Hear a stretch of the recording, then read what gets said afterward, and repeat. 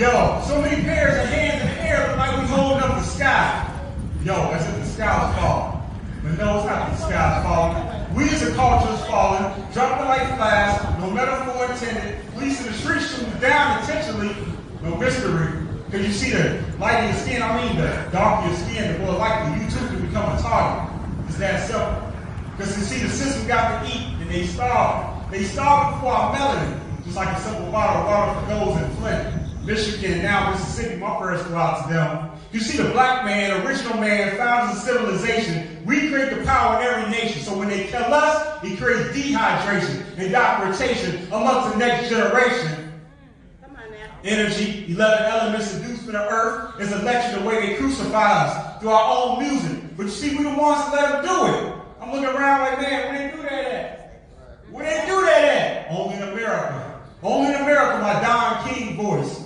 It's crazy how we went from representing royalty to jealousy for one another. But the world has a weapon, a gun, a bomb, you know, some type of weapon of mass destruction. Well, we have a sword, which is the word of God, which is more powerful than any weapon of mass destruction. So that's what War Cry is all about. It tells you who we are and whose we are. I love it. Yeah. Man, you know you better support Tony. You know why? Because I said it. The Chicago Bridge Magazine. Because he said it. Because he said it.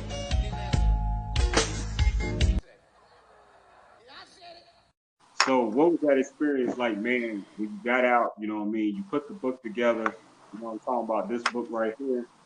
You know what I'm talking about? Yes, sir. You know, this is the one you signed for me, man, you know what I mean? So I sure What appreciate it. what did I sign at? 10, 12, 15? Woo, that's a long time ago. I'm saying so. That book is a classic. Yeah. You might have had one of the original books.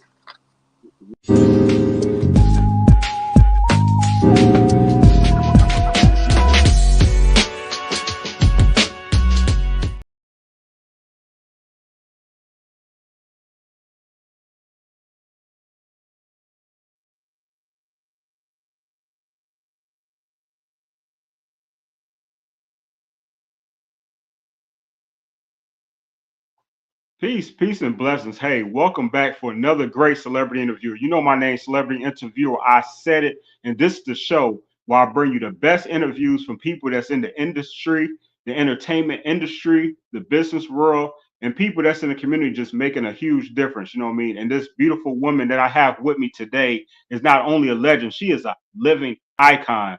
This is someone well respected globally. You know what I mean? And it's just really a pleasure for me to be here with her today. And before I bring her on, please let me reintroduce who she is. But first, I need you to share this video like you never shared a video before in your life. I need you to share this video out to at least 3 people because it's power in the number 3. You know what I mean? So with that being said, please let me first introduce my celebrity guest today. And that is the iconic award-winning fashion designer, boutique fashion owner, philanthropist, breast cancer survivor, and she is the founder of Barbara Bates Foundation. And as you know, if you didn't know, you're going to learn today. This woman has been in fashion for over 38 years and counting, along with at Hospital Sina, it's called Sina Pink. The Barbara Bates Imaging Center is something that is new that we're going to learn about. That's there in Chicago. That is well, I'm going to ask the questions. I'm going to find out because I want to know more about it. And I recently went to a great fashion show that she hosted at the hospital, and man, it was just beautiful. It was inspiring. Met a lot of great people there, and and I got to meet her in person, and that's how this all came about. Through God and the universe. So with that being said, please, it's my pleasure to feature and welcome to the show for the first time, maybe not the last time, the iconic Barbara Bates. Welcome to the show, Queen. Peace to you.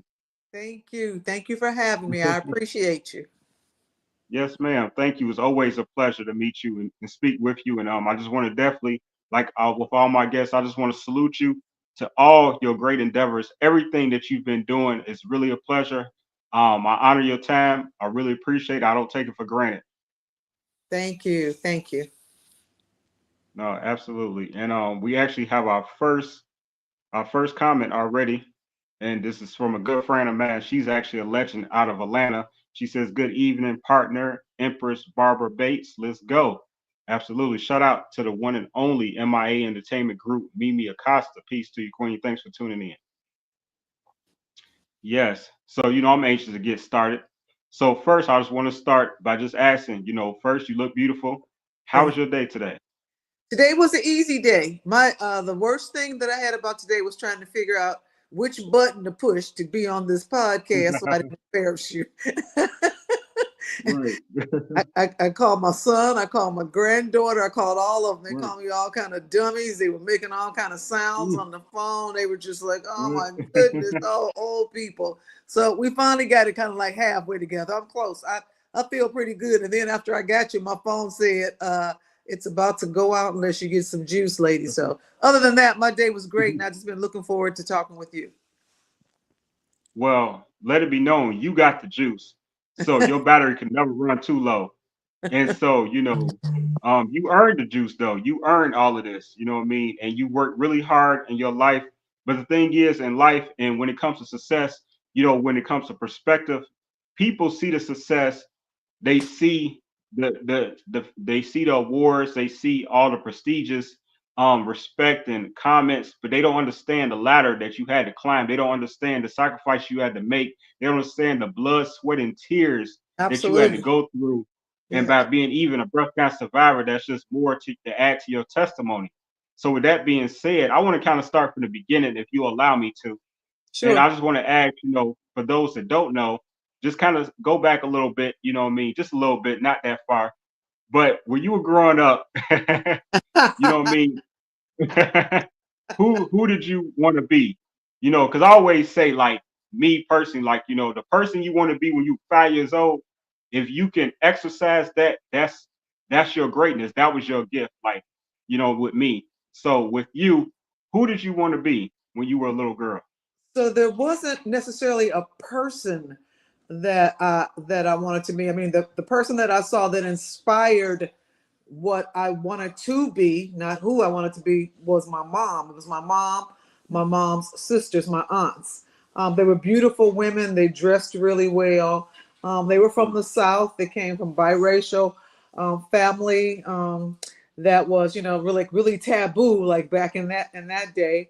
But it was right, my mom that I saw. I just wanted to I wanted to do like beautiful things with clothing. That was my thing. I wanted to do things with clothing, but I saw the model, and the model was my mom and her sisters. And so I grew up in Chicago, on the west side of Chicago, and I'm the mm, oldest of five. But even going back to being 5 years old, I wanted to be a part of like what the Barbie doll was. The Barbie doll was the mm, the big fashion influence, when I was a little girl. And Barbie doll not only was a doll, but Barbie doll had packages of clothing, and the clothing was tailored impeccably, almost like you're buying a garment today. I mean, it's not made like that anymore, but then they put impeccable tailoring into craftsmanship for a toy, and it was packaged right, clothing for the Barbie doll. And that was my first look at, seeing beautiful clothing on dolls, aside from seeing it on women like my mom. Hey, that was, I love that. I love the detail and you explaining that. I really appreciate that. Now, I never played with Barbies, but for those that did, and I have two older sisters, I'm the last and only son. So I saw a lot of Barbies.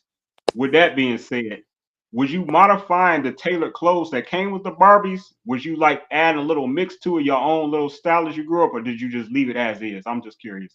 No, so pretty much, even though I knew about the Barbies and I saw the Barbies, I was from an inner city family, and I was with a single mom.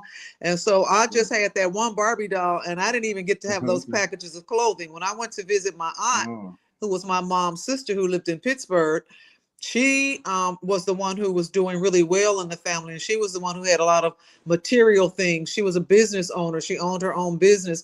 She was an entrepreneur. She was the scrapper, the one who worked hard. When I went there to mm, visit her, then I would stay with other cousins there whose parents, afforded them the Barbie dream house, the Barbie car, the Barbie clothes. And so I didn't see it in my household. I saw it in the outside household. And so I would love at Thanksgiving time to go visit my aunt in Pittsburgh so I could get to that whole Barbie collection, or to go visit her at Christmas time so I could get to that Barbie collection.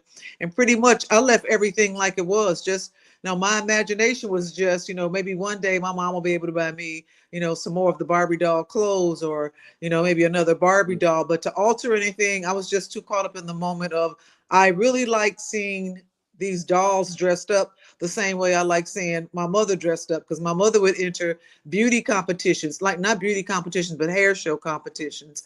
And so, Okay. like I say, I was around beauty at a very young age. I love that. I love that, and definitely respect it. With that being said, I like to always just kind of get into a person's psyche if you allow me to, and just kind of see where all this creativity came from. Because based on what you just said, it's almost like as if you was just born like this, just a born creator, a creative. With that being said, would you like in any type of creative classes, or was you in band? Was you musically inclined? Was you, an artist when it comes to drawing, the painting? Like, what else did you do when you were growing up? So I truly believe in things being innate, that you are born with them, that they are inside of you. And I want to believe Okay. that a lot of my creativity just came from that, it was born in me. However, my dad was a music teacher. I did not grow up in a Okay. household with my dad. Actually, that's a whole nother story. I met my dad when I was Mm. 22 years old. He didn't even know that I Oh. existed in the world, because my mom never told the young man that she was dating that she was pregnant. So after they broke up, he never knew that he had a child. But later on in life, I Mm. was able to meet my father. And growing up, I'm a dreamer. I would always dream. As a matter of fact, right now, today, every morning when I wake up, I'm tired because I have dreamt all night. I do not miss a night of dreaming. Very seldom do I not dream. But as a little girl, I would dream that I played the piano. I would dream that, I was a ballerina. I would dream that I was a singer. And these may be some of the things that a lot of little girls dream about. I don't really know, but those were like my dreams. And in elementary school, I was a really good student. So I always got excellent grades. I got, an A in art because I knew how to draw. So yes, I did know about drawing. I Right. always thought I could sing, but I'd be singing in the bathroom. I was never like in a group with anybody. Right. Never in a singing group. I was not in band, but I still just like, I still love like creative things. I love looking at the Sears catalog, because it wasn't the Vogue Right. magazine, it was the Sears catalog, or the Montgomery Ward's catalog that showed you Right. fashion. Right. So it was fashion on that level, on a very like, low skill level, but it was the level that I knew. So was I around some creativity? A little bit of it, but pretty much I was born like right in the heart. I mean, I lived like right in the heart of the inner city.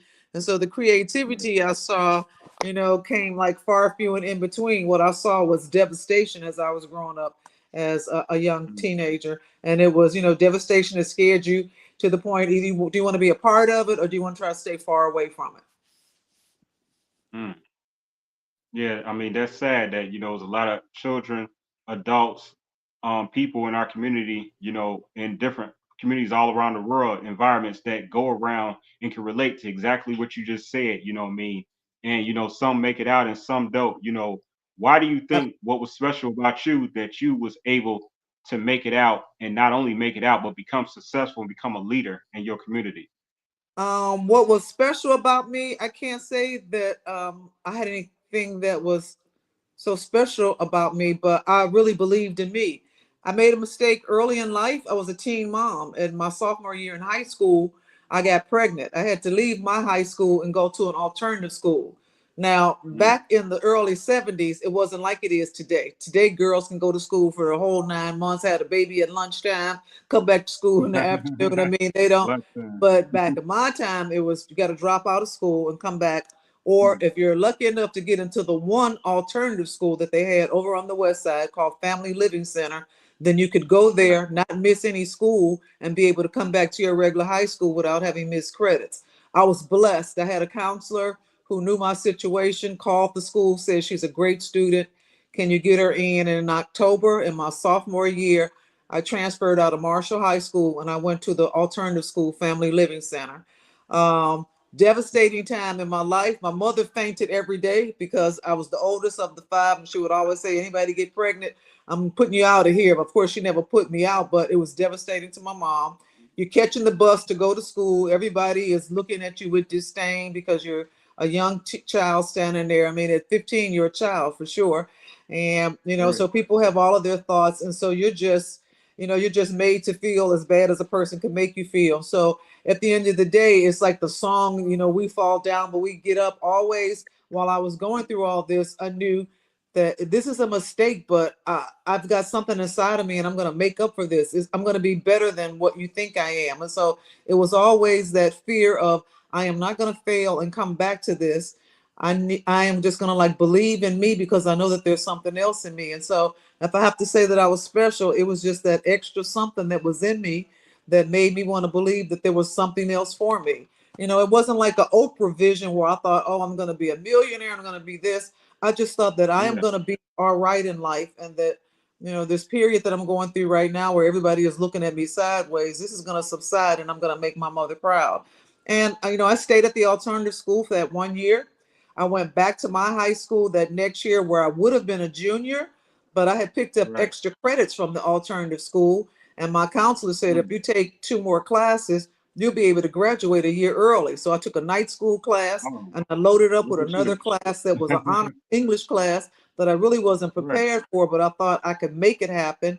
And I was able to graduate out of high school at 16 with my baby sitting in the Mm. audience with my mom on stage because I was in the honor society. Mm. And That is um, amazing.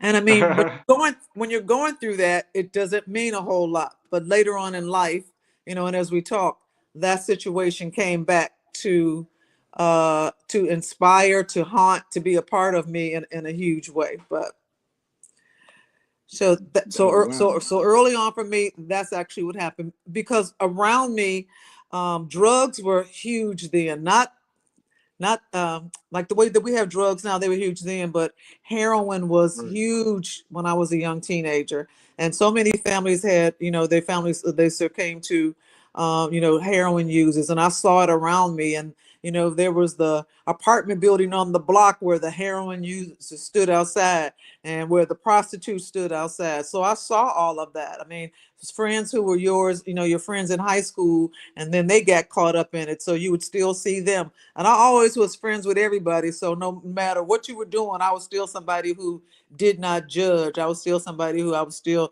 speaking to people who were standing outside looking weird while I was walking to school, knowing that they were doing wrong. But I was somebody who Yeah. just kept, I just did not judge, but I did not succumb either because it looked so scary to me. It was like, I've already had my one mistake being a teen mom. I can't afford to. So it was just something I totally stayed away from. I had a brother, my only brother, who did not make it out, who was one who just Mm. stayed in trouble. My mother always had to pull out the smelling salts for him. I mean, she would faint. We'd have to Mhm. get the smelling salts and bring her back around. He was like the troublemaker in the family. And so I Right. just never wanted to bring her, any more trouble than I already had, and then that trouble that he was gonna bring. So, just going through school came easy for me. Grades came easy for me. And when I graduated, Right. I really didn't know what I wanted to do. And I still loved fashion. I won the best dressed senior in high school. And I had friends in high school who knew how to sew. And so I won something called the Sharpie dance where they would pick the best dressed Okay. senior in high school. And I had my friend that went to school with me make my outfit, and we got a big picture that's in the yearbook, of me being crowned by Herb Kent, who's one of the DJs here in Chicago, who came to our school to crown me back in Mm. 1972, which is the year that I Awesome. won Best Dress at Marshall and the year that I came out early.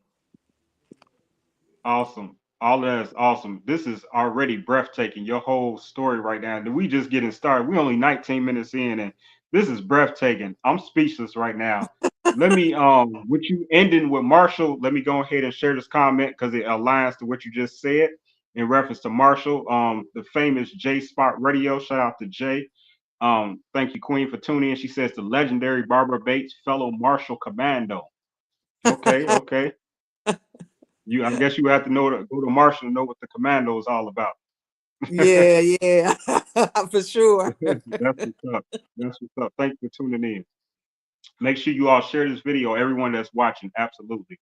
So despite people ridiculing you, it continue to give you like thicker skin.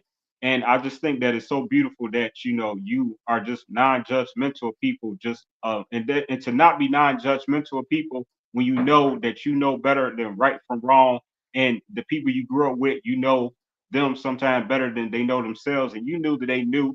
But sometimes people just are consumed by their environment, unfortunately, a product of their environment. But That's I right. think that it's yeah, but I think that it's beautiful that you are who you are, and I'm anxious to continue to hear more. So, you got was crowned senior of the was it senior of It the was year called. It or was what? yeah. It was the best dress at Marshall High School for That's my good. best dress senior. Yeah, and of Right, course I that's was good. really a junior, so everybody's like, she's not a senior, and then they were like, no, Right. she is. She I'm got all the hating. credit. And so she's out of Right. here. She's graduating like a year early from school. So I left. I left Marshall. I worked at Sears on the West Side. Sears on the West Side was the largest Sears in the state of Illinois. It was the Sears headquarters, and I was on a work study program where I went to work in the morning and school in the afternoon. And after I graduated, I stayed at Sears until I got fired from there because I never really liked any of these 9 to 5 jobs that I had. I did just enough to get by. I wasn't going to get raises or get promoted because it wasn't what I want to do. I landed a lot of Right. secretarial and administrative jobs all in my younger years, in my 20s. I worked at the University of Chicago. I worked at CNA Insurance. I worked at large places, the gas company. I worked at the First National Mm. Bank of Chicago, and the First National Bank of Chicago was where I pretty much started selling a lot of my stuff out of the bathroom. And the way that happened was that after I Oh, I'm graduated, anxious. after I graduated, there was a husband and wife couple who used to make custom clothes for me. I love going to Marshall Fields, buying fabric. I knew how to draw, so I could draw what I wanted. And this couple would make, Right. they knew how to, they knew how to make patterns, so they would make what I wanted. So I was wearing my own clothes. And then the girls at work where I worked at would always say things like, "Oh, wow, where'd you get that from? Could you make one for me?" And so after a while, I was somebody who went to the parties. I was popular because I went out, um, Right. to the clubs. When it was light, I was just coming home, so I was a clubber. My girlfriends, we would go out, we would club, and I would be wearing my design. So people in the street already kind of knew me, for dressing a certain kind of way. Then my girlfriend started saying, "Hey, could you make one for me?" Right. So I would buy more fabric, take measurements, take it back to the husband and wife couple. They would make it up, and I started selling things to my friends. And then after I started selling to friends, then people who I didn't know who would see the friends and things would say, "Hey, where'd you get that from?" And they would say, "Oh, this girl named Barbara Bates, she made it." So I was the Mm. original influencer when people talk about being an influencer, because mine, there was no Right. social media. It was Right. all about see what she's got, see what she's showing, and it influenced people to come and to find me and to seek me out. And I started having things made. I started because I loved fine fashion. When I was having things made, I wasn't making the regular fast fashion that they make today. I wasn't making jogging suits. I went Right. straight for the gusto. I went into leather, Right. suede, crocodile, Mm. python. I went into making high-end Right. things because those were the things that intrigued me. Those were the things that I liked. I couldn't afford those things, but by now I'm buying Vogue magazines, and so I'm seeing high fashion. And I'm wondering, why do these things cost so much? And they cost so much because putting them together with the kind of materials that you're using, they cost a lot. So I researched from the yellow pages, not from Google, Right. from the yellow Right. pages, Right. Right. where to Talk to buy me. leather. And I went to New York, and on a trip to New York, I just started asking like all the vendors on the street, where can I buy this and where can I buy that? So I hit the pavement hard, just figuring out where could I buy these things. And when I started doing like high-end things, then I really started getting noticed. Back in the early 80s, that's when the streets were full of pager boys, beeper guys. They're out, they're Right. spending all their money. They're buying the biggest designer, which is at that time was Versace. They're running and they're buying Versace, but then they hear, "Oh, there's this black girl that's doing some really cool leather stuff. Let's go check her out." So I'm still, working at the bank, and the girls are coming by my desk to get stuff made. So I start meeting them in the bathroom on the 15th and the 31st because I was always an entrepreneur. That's payday in corporate America. I knew that that's when they were going Right. to get paid. So I would make up stuff, meet them in the bathroom. They would buy stuff from me in the bathroom. And then after that, I got fired because, of course, they were like, she's never at her desk. She's always someplace Right. else. After I got Right. fired, I had a friend who I used to sell clothes to, and he said, your stuff is really good. Let's go into business. I'll put up the money, you do the talent, and you should start your own business. Mm, And so I started my business in right. 1986. I did not have a business plan, but I had somebody who had money, and I didn't even know what kind of machines to buy because I didn't sew. And so there was another designer in the city who had heard about me, who was doing really well, and he had respect for me just because of the type of stuff I was doing. His name was Reginald Right. Thomas. He has passed. And he said, I can Mm, take you to rest show in you what peace. kind of machines to buy. So I connected with him. We went out, we bought machines, and then I put an ad in a newspaper. And the newspaper was called the Polish Zagoda. And I went to the Polish Zagoda because immigrants were coming in from Europe back in that time, and they were master tailors. And because I wasn't Mm, doing fast fashion, I was doing things like this leather and this suede and this high end stuff. I needed people who really knew what they were doing. I also reached out to mm, people in my community, in the African American community, but the skill set just wasn't there. But I would still let people come and intern and work with me once I got started. My first year I in love that. business, I was really blessed, and I was able to meet a young ball player named Sam Perkins. And after I met Sam Perkins, who Mm, played for Dallas, he connected me with the GOAT, Michael Jordan. And after I met Michael Jordan, he introduced me to the rest of the world in the NBA. That was his gift to me, just his right. introduction. At that time, everybody wanted to be like Mike. I just happened to be in the right place at the right time, and I sold myself. People bought me first, and then they bought my product. It was other designers doing things, but some people are hard to work with. They think that because Right. they're doing this or they're doing something high profile that they can have this certain air. I was always Right. about just once again not being judgmental. I don't know how much money you have when you come in, but this is what I want for this. I don't care how you're dressed, but if you treat me nice, that's how I'm gonna treat you. And that's kind of how I've just like lived doing my business, is treating people the way I wanted to be treated. Because working at 9 to 5, that was one thing I had a problem with, were the bosses that treated people a certain kind of way. And I always said if I ever had my own, I wanted to treat people like really kind because I thought you can get more out of them if you treat them really kind. And so that was like my motto. I started with 4 people, and this word of mouth, and we just kept, moving on, just word from the street. Barbara Bates, this girl named Barbara Bates, she's doing this. This girl named Barbara Bates worked with leather. Nobody's working with leather like her. I had a leather Right. connect, as they say in New York, that was unbelievable. Right. People weren't going to it because, once again, it's about your taste. What kind of taste do you have? And even though there were tailors that were out there making bomber jackets and doing different things, I had a certain Right. style. It was innate. It was just born in, it was born in me. It was born for a particular reason, not for fashion, but for me to do what I would be doing later on in life, but I did not know. Um, and so I was Um, making all this high end stuff. Guys are coming to me from the street. right. Once guys start coming to me from the street, everybody's like telling everybody else about it. So I'm working Saturdays, I'm working all night long. Then, I get Michael Jordan as a client. After I get Michael, then, everybody got to come through Chicago, and Michael would tell them where to come and bring them down. And then somebody found out about it from one of the newspapers, and they're like, we want to do an article on you. Then they do article on West Side Girl, you know, um, makes clothes for Right. Michael Jordan. And then the next thing, I get a phone call from somebody, boom, that says, are you the same Barbara Bates that had a baby in high school? So I'm like, yeah, Mm, yeah, I am. Like, what's it to you? And they're like, no, no, no, right. hold on for a second. I went to school with you. You're not going to remember me, but I remember you because I was at that school also. And I've been following your story, and I'm really proud of you. And I work on the west side at Bethany Hospital with young girls that are pregnant girls. And I'd like to know if you would Mm, come and speak to them. And so I was mm, just like, I was just like, I don't really know what I have to offer, but I told her yes, I would, but I had no intention of going because that being a right. teen mom was, that pregnancy was like one of the worst things you can imagine back in that day. I mean, I was a Right. disappointment, to everybody, even though I came out unscathed. I still had that monkey on my back. I had a son that was 10 and I was just, 15 years older than him. So everybody was always counting like, oh, that's your son. Well, how old were you when you had that? They never let you live it down. It was just Right. always there for you to feel embarrassment about. People never let you escape it. So anyway, the day that I was supposed to go and speak to at this hospital, of Right. course I wasn't going to go. I had forgot about it and I didn't know what I was going to say because I didn't understand at the time what I had to give them. And I happened to Right. answer the phone and the woman said, we're just making sure you're going to be coming over. We're looking forward to seeing you. So I Right. had to like follow through with it then.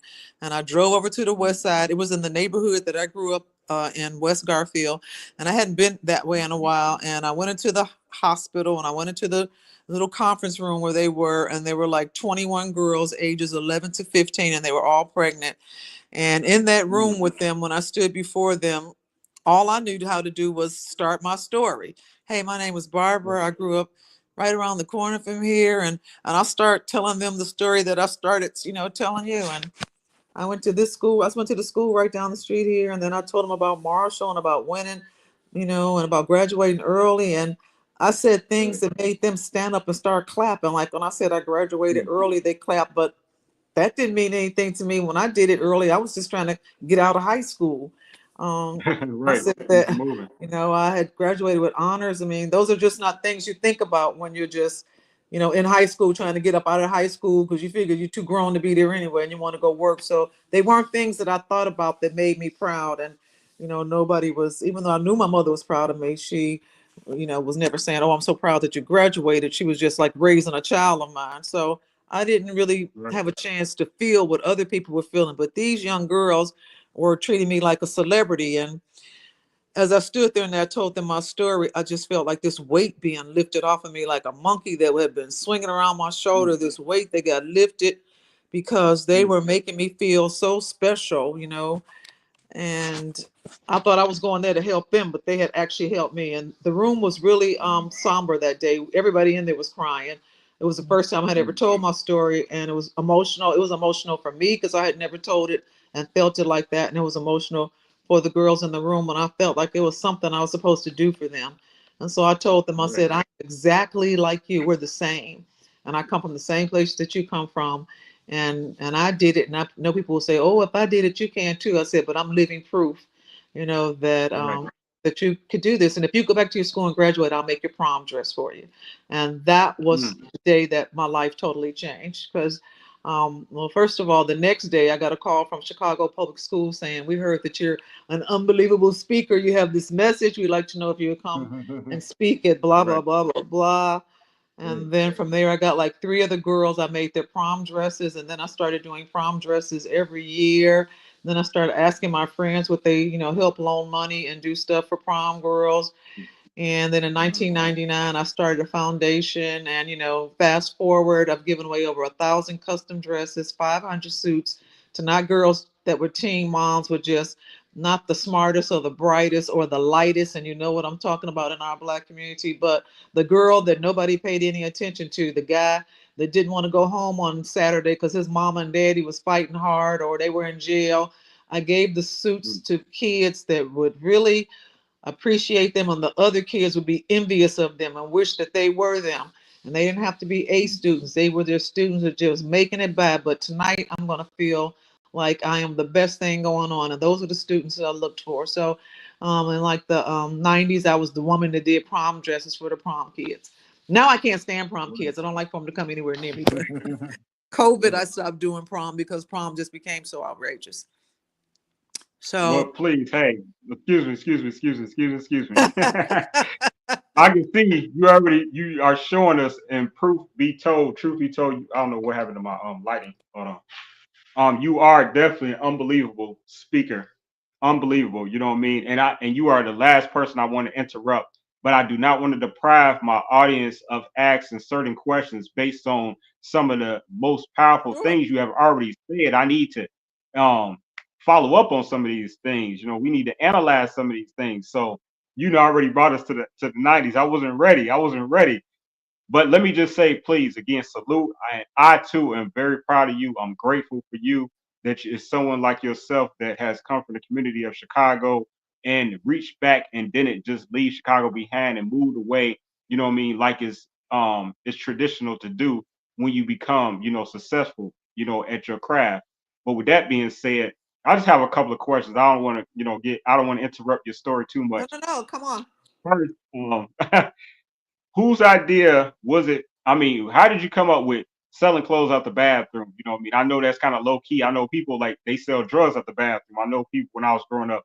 So the bathroom is kind of like private. I understand no cameras in the bathroom and you was working at a bank. So is that how that like how did No, that happen? no. So the bathroom actually had like a so the bathroom they have private stalls, so the girls had to be able to change. So there was the Oh, bathroom was the okay. place that you could go to and they can go into the bathroom and change to put on the clothes. I had to take the clothes there. So that was like it was a break room also attached, like with bathrooms were. So that was just like Right. where you could go and they could try the stuff on. That's the only reason it was the bathroom. Private stall. Here's the Okay. garment I just made for you last night. Try it on. You can come out and look in the mirror. There was like no other, place. They didn't have dressing rooms at First Chicago Bank, which is now Chase. Right, That's where I right. was. I was in the actual, the Oh, main branch bank that is on Dearborn and Madison. I worked in okay. international banking, so I was like right Mm, there in the thick of banking, and I was getting up from my desk, meeting them in the one place that we weren't going to be disturbed in the bathroom. And smart, and those smart. clients that I met there, right hand to God, two of them are still clients of mine right now today. Amen. That's great. That's great customer service right there. Not only a great service in reference to the design that you provided them with, but obviously great customer service because it's all about customer service. As we know, you especially being a banker, you know what I mean, former banker. But also with that being said, when you was talking about you was doing different garments like python and leather and and this maybe like silk and stuff like this, these high-end garments, well, materials that is to make your garments. How long does it take you to, because I'm pretty sure you've gotten faster and faster and faster, like you can probably do this with your eyes closed at this point. But how difficult was it to mess with material that you maybe not been familiar with? So for whatever reason, I did not know. Of course, I know much more now than I did then, but I knew nothing about fabrics. I didn't know, like, this is gabardine, this is silk, this is four ply. I didn't know that, but to touch it, I knew that it was better. So, like my touch to the eye, that was my relationship with the fabric. At that time, Marshall Fields sold fabric, and then there's still the premier fabric store back then in Chicago was called Fishman's, which is still around today. So I would go to the fabric store and feel the fabrics. That would tell me everything. The fabric would speak and say, this is what I can become. This is what I'm good at being. That was what my gift was. I could touch the fabric from the weight of the fabric, and it's called the hand of the fabric.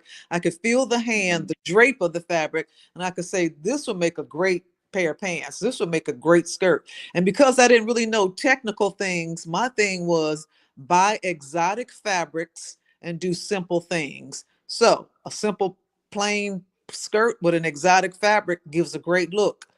A plain pair of pants with some great fabric is a great look. So I had to start doing things that were simple with exotic fabrics, and the fabrics just came to me just from the touch of them, just touching them and knowing that they were special. And I knew they were special when I got to the register to pay for them because they were priced Right.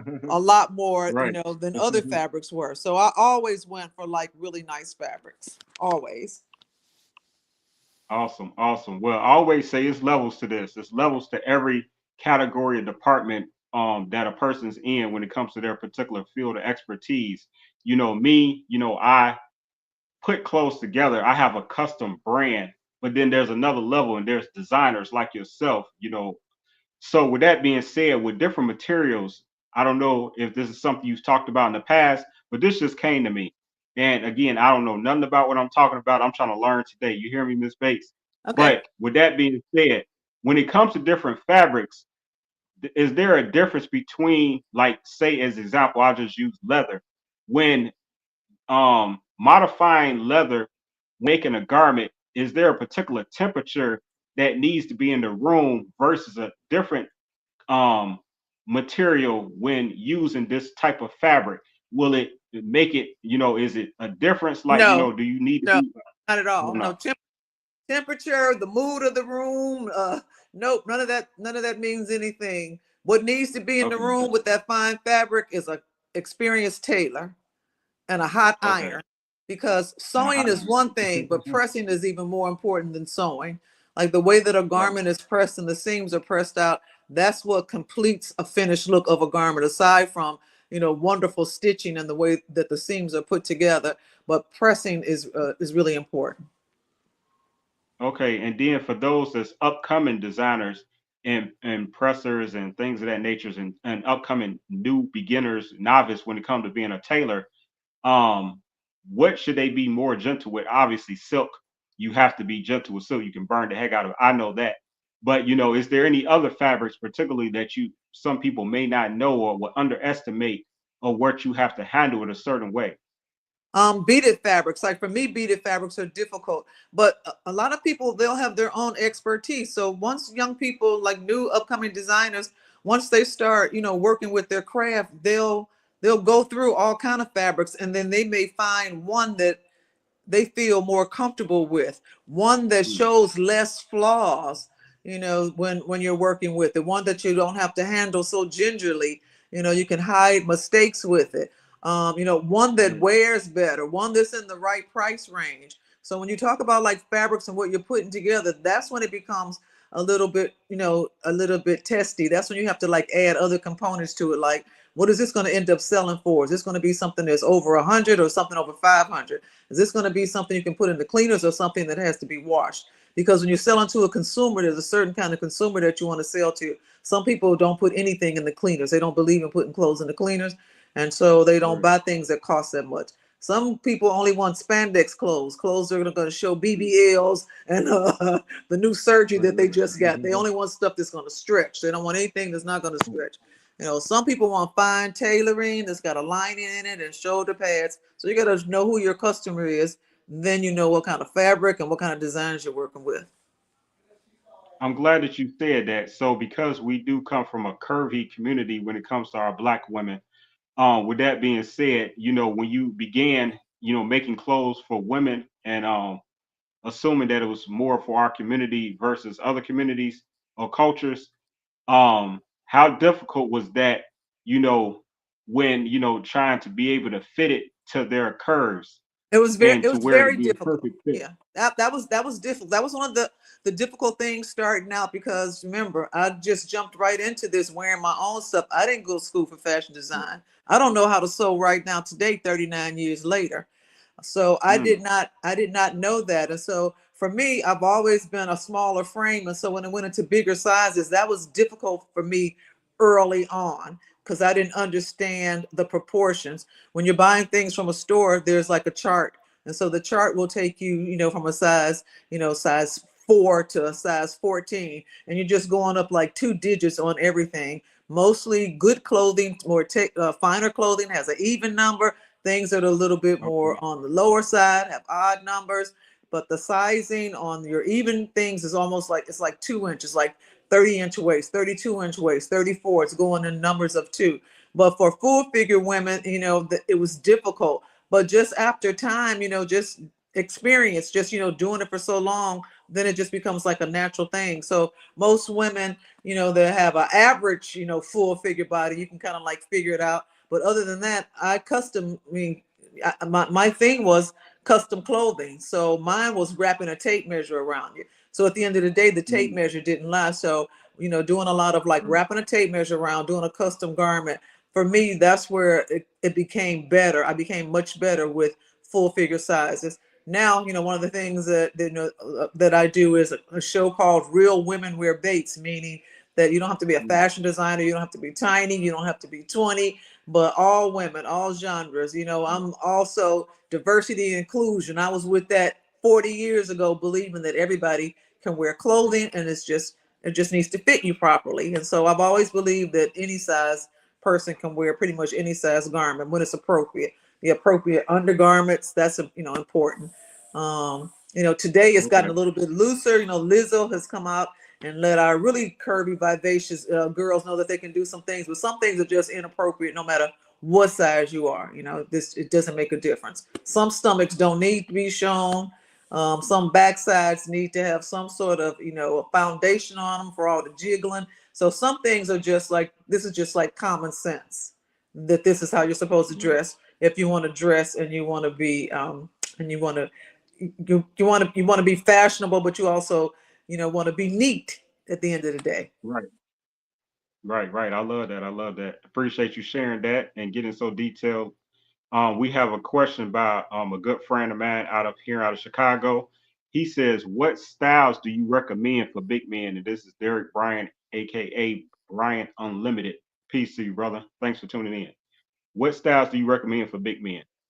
Big men can wear the same thing little men wear. It's all about the fit. There is no Right. style that you cannot wear. Some, the bigger guys, they like that fitted, that little the little too.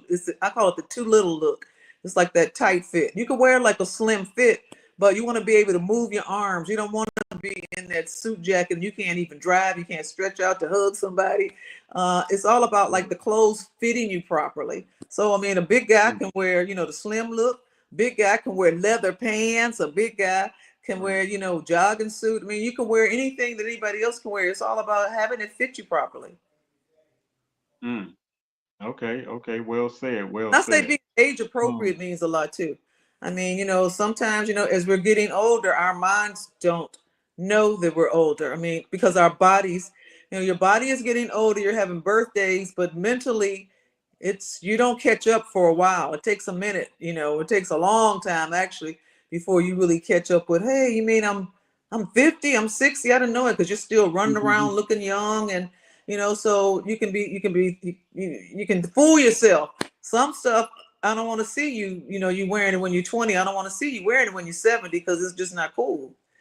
I don't want to right. see Right. grandpa with your pants sagging. And I just some stuff we don't want to look at. No, absolutely. Now I don't know if you may or may not remember. You have shown you have a great, very detailed memory, and I love that you're sharing everything on this show. Please, everyone that's watching, share this video like immediately, like yesterday, like do that like right now, please, because you already know I said it. But with that being said, do you remember, Miss Bates, what you were wearing when you won Best Dressed Senior of the Year? What was so dynamic about that outfit? Absolutely. What was so Absolutely. dynamic about that outfit? I wish I was savvy enough to be able to go through my phone and post it and all that kind of stuff and do. But I actually have it, and actually it's in the yearbook. It's in the 1972 Marshall yearbook. The picture of me wearing Oh that man, garment. Herb Kent is standing there putting a crown on my head, and right. it was a maxi dress, meaning it was a long dress, Mm. and I had on a pair of platform shoes. The platform shoes were Mm. like a rust color suede and white patent leather. They came from a store called Mm. Joseph's that was on Randolph and Wabash. And I paid $50 for those shoes back in the 70s. Ooh, And my mother happened to see that box with the 50. She said, I know you did not pay $50 for shoes. I told her that excuse it me. was the stock number because there wasn't a dollar sign in front of it. And $50 Right. for a pair of shoes in the 70s was a Yeah. lot of money to be paying. And I Yeah. had on a long dress, and the dress was a rust color. And it came from a store off of Michigan Avenue called Letty Lee. Mm. And then I had on a Okay. short coat that was it was called a chubby coat, and I bought Mm. fake fur from Marshall Fields, and it was orange and Okay. black and white. And I had somebody make this Mm. coat for me. One of the girls that went to school with me, and the coat was just like unbelievable. And yeah, that's what I wore to the Sharpie dance. I love it. I love it. You was sharp for real, for real. That sounds like an exciting outfit right there. You put a lot of thought behind that. I think you came to win. I did. I did. I couldn't believe it actually because I thought they would pick a true senior. I didn't. Since I was like, a senior that like slid in on the last bit by, just that 1 year. But they were like, no, no, this. Somebody even came to me and said, I think that this girl named Barbara Bates won. And I wanted to say, oh, I'm Barbara Bates, but I left it alone until we knew for sure. Right. So And I don't like to repeat myself, but I'm gonna just say it again. You came to win. And this time when I say you came to win, it's just the example of you being a bona fide hustler.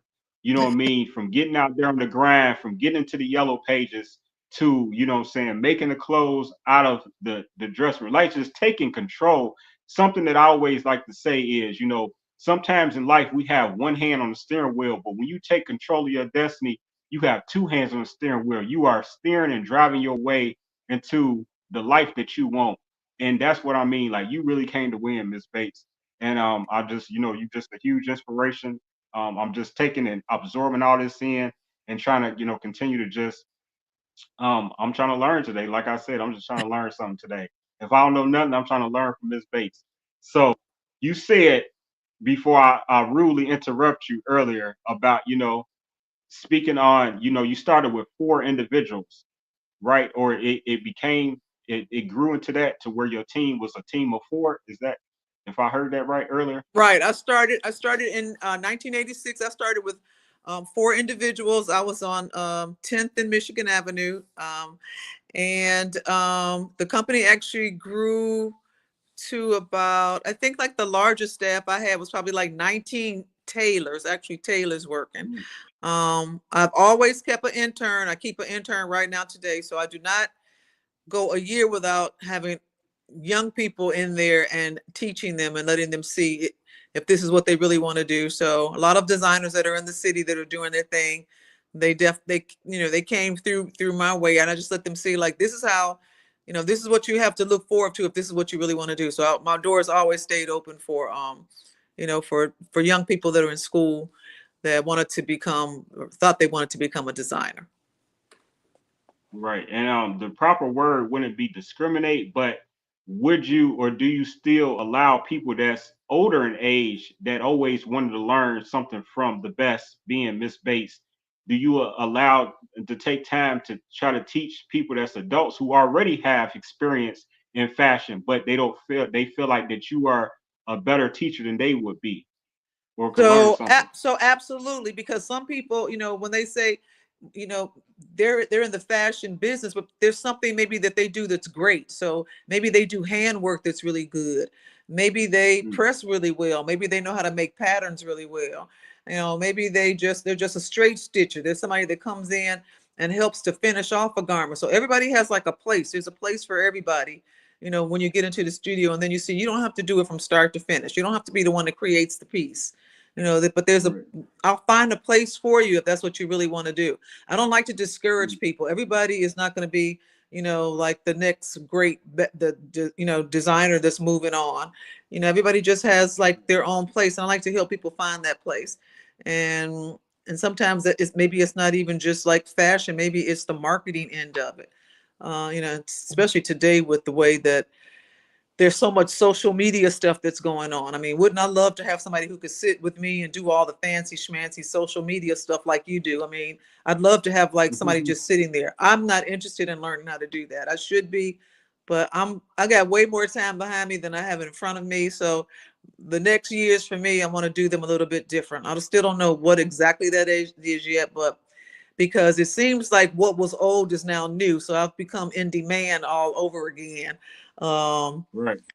so like, for another generation that's, growing up, I'm not sure how old you are, but another generation that's coming up, it's like, the old music is exciting to them, old movies, old actresses, old songs. It's like the stuff that was from 30 and 40 years ago has become interesting again. So I like that because I want people to give me my flowers while I'm alive. I want to say that that's the greatest gift. If I could say, hey, Chicago, I came and gave y'all, I reached out to the prom kids and I did so and so, and I'm not trying to say because I did it, I want something back. But if you want to say you want to do something for me, just recognize me while I'm alive. It's nothing worse than, looking up and somebody saying, well, they're dead and gone, but now you want to pay homage to them and, make movies about them and documentaries and talk about stuff that they did, but the facts aren't right. I want people to just, send me a rose while I'm alive. Say thank you while I'm alive. Just acknowledge what I'm doing while I can see it, and it gives me like those extra minutes or extra hour of life. It just gives me Right. like some extra like push, some extra drive. It's that shot of adrenaline. I want people to appreciate what I do because I work hard at what I do.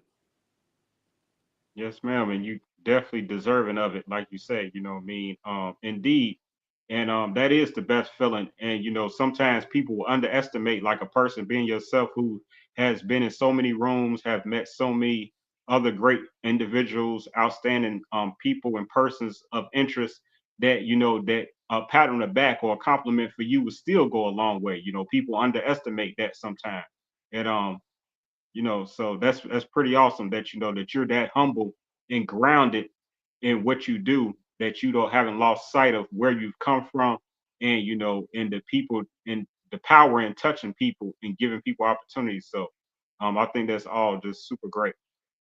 Thank you. So when it comes to designing, ma'am, what what part of that? Hold on, we gotta rewind. You said you didn't know how old I was. How old do I look? Let's see if I get I'm it. I'm gonna say I like you're in your 30s. I like compliments too. So for you to say that I'm in my 30s, that's a huge compliment because I'm 44 years old. You're how long? I'm How old? 44 years old. 44. Oh, okay. All right. All Yes, right. Well, ma'am. I wouldn't have put you there. So I like compliments too. So with that being said, you worked with an individual, and this is how actually, truth be told, I learned anything about you. You know me, because I'm not like in the fashion industry or nothing like that. I'm a creative person, but I had a chance to meet a really dynamic individual, and may God rest his soul, may he rest in peace. But I had a chance to connect with the one and only king of fashion, Stevie Edwards, and I interviewed him after I started this show that we're on today, because I started my show 10/20/2020, this virtual programming show. I've been doing interviews since 2013, and then with the microphone I've been doing since 2003. But with Okay. that being said, I had the chance to meet Stevie Edwards, and he, again, humble like you are, grounded like you are, if I may compare the two, and just in reference to reaching out to him, and he was just so nice and appreciative that I wanted to interview him. And like, he's like, "You want to interview me?" I'm like, "Yeah, Stevie, like I want to interview you." You know what I mean? So I had a great interview with him. And if I'm not mistaken, let me see, one, two, he was my third guest on this show, on the I Said It show. And that's just like really awesome. Really awesome. But with that being said, third or fourth guest, I gotta go back. It's been a lot.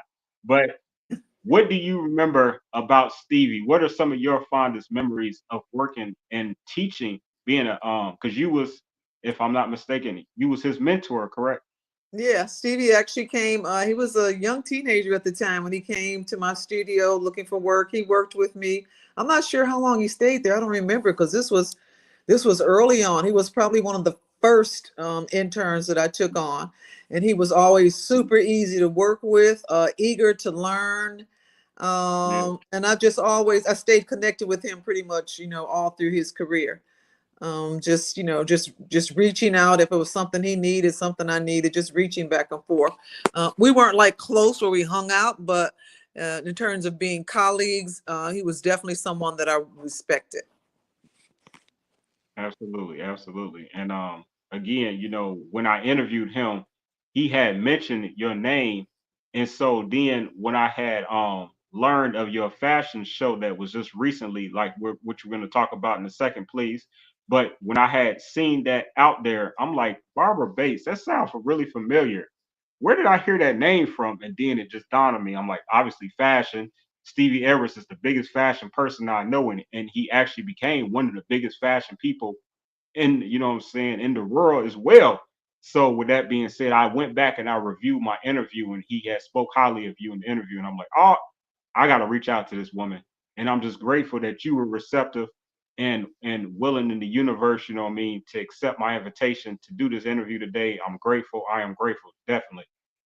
So, with the fashion show that I was attending, that you were nice enough to grant me access to, could you speak about the importance of that particular fashion show, because you've done so many? Right. So actually in 2009, one of the worst years in history for me. Hmm. Lot was going on. Lots was going on in 2009. But in 2009, I actually got diagnosed with breast cancer. And Hmm. I consider myself an intelligent woman, but I wasn't getting mammograms because I didn't think that I was at risk. I had wrong information. I thought white women got breast cancer, women with big breasts got breast cancer. You had to have cancer in your family, and all that information is wrong. And that was right around the time when Roberts came out and talked about her breast cancer. That was in 2009. And so then it started to become something that women talked about. But when I got my diagnosis, it was, there were no people in the city that I knew, like people that were close to me that I knew had it. But once I shared that I had breast cancer, because you never know where your help is going to come from. And so I needed to share it. I needed to just say, hey, I need you all to pray for me, because right now I can't pray for myself. I got a whole lot going on, and it's more than I can handle. And so I just asked for people just to like pray for me for like a situation I was going through. I had a young son that was going to school in Champaign who had just been had just gone through being sentenced to a mandatory minimum sentence for a nonviolent low-level drug offense, and he was looking at a horrific prison sentence. Going through all of that for that 1 year, my business was suffering because I really could not connect on doing business because I was too bummed out about what he was looking at, because they said he was looking at life. And I'm thinking, did he murder somebody? How much drugs was he selling to be looking at a life sentence? And then, it was just like way too much going on. And, and after we went to, went to court with him after that year, by that time I had gone through so much anguish and agony just from going back and forth. And I had never even heard of something called a mandatory minimum sentence. And I did more research on it, and I found out it's the 3 strikes. And, that's sports vernacular. That should not be in life. Sometimes you need more than 3 chances to get something right. But 3 strikes meant an automatic life sentence for something that people were getting slapped on the wrist for, depending on what part of the city they were in. But my son happened to be in the Northern District, which was in Champaign. So it was a horrific sentence.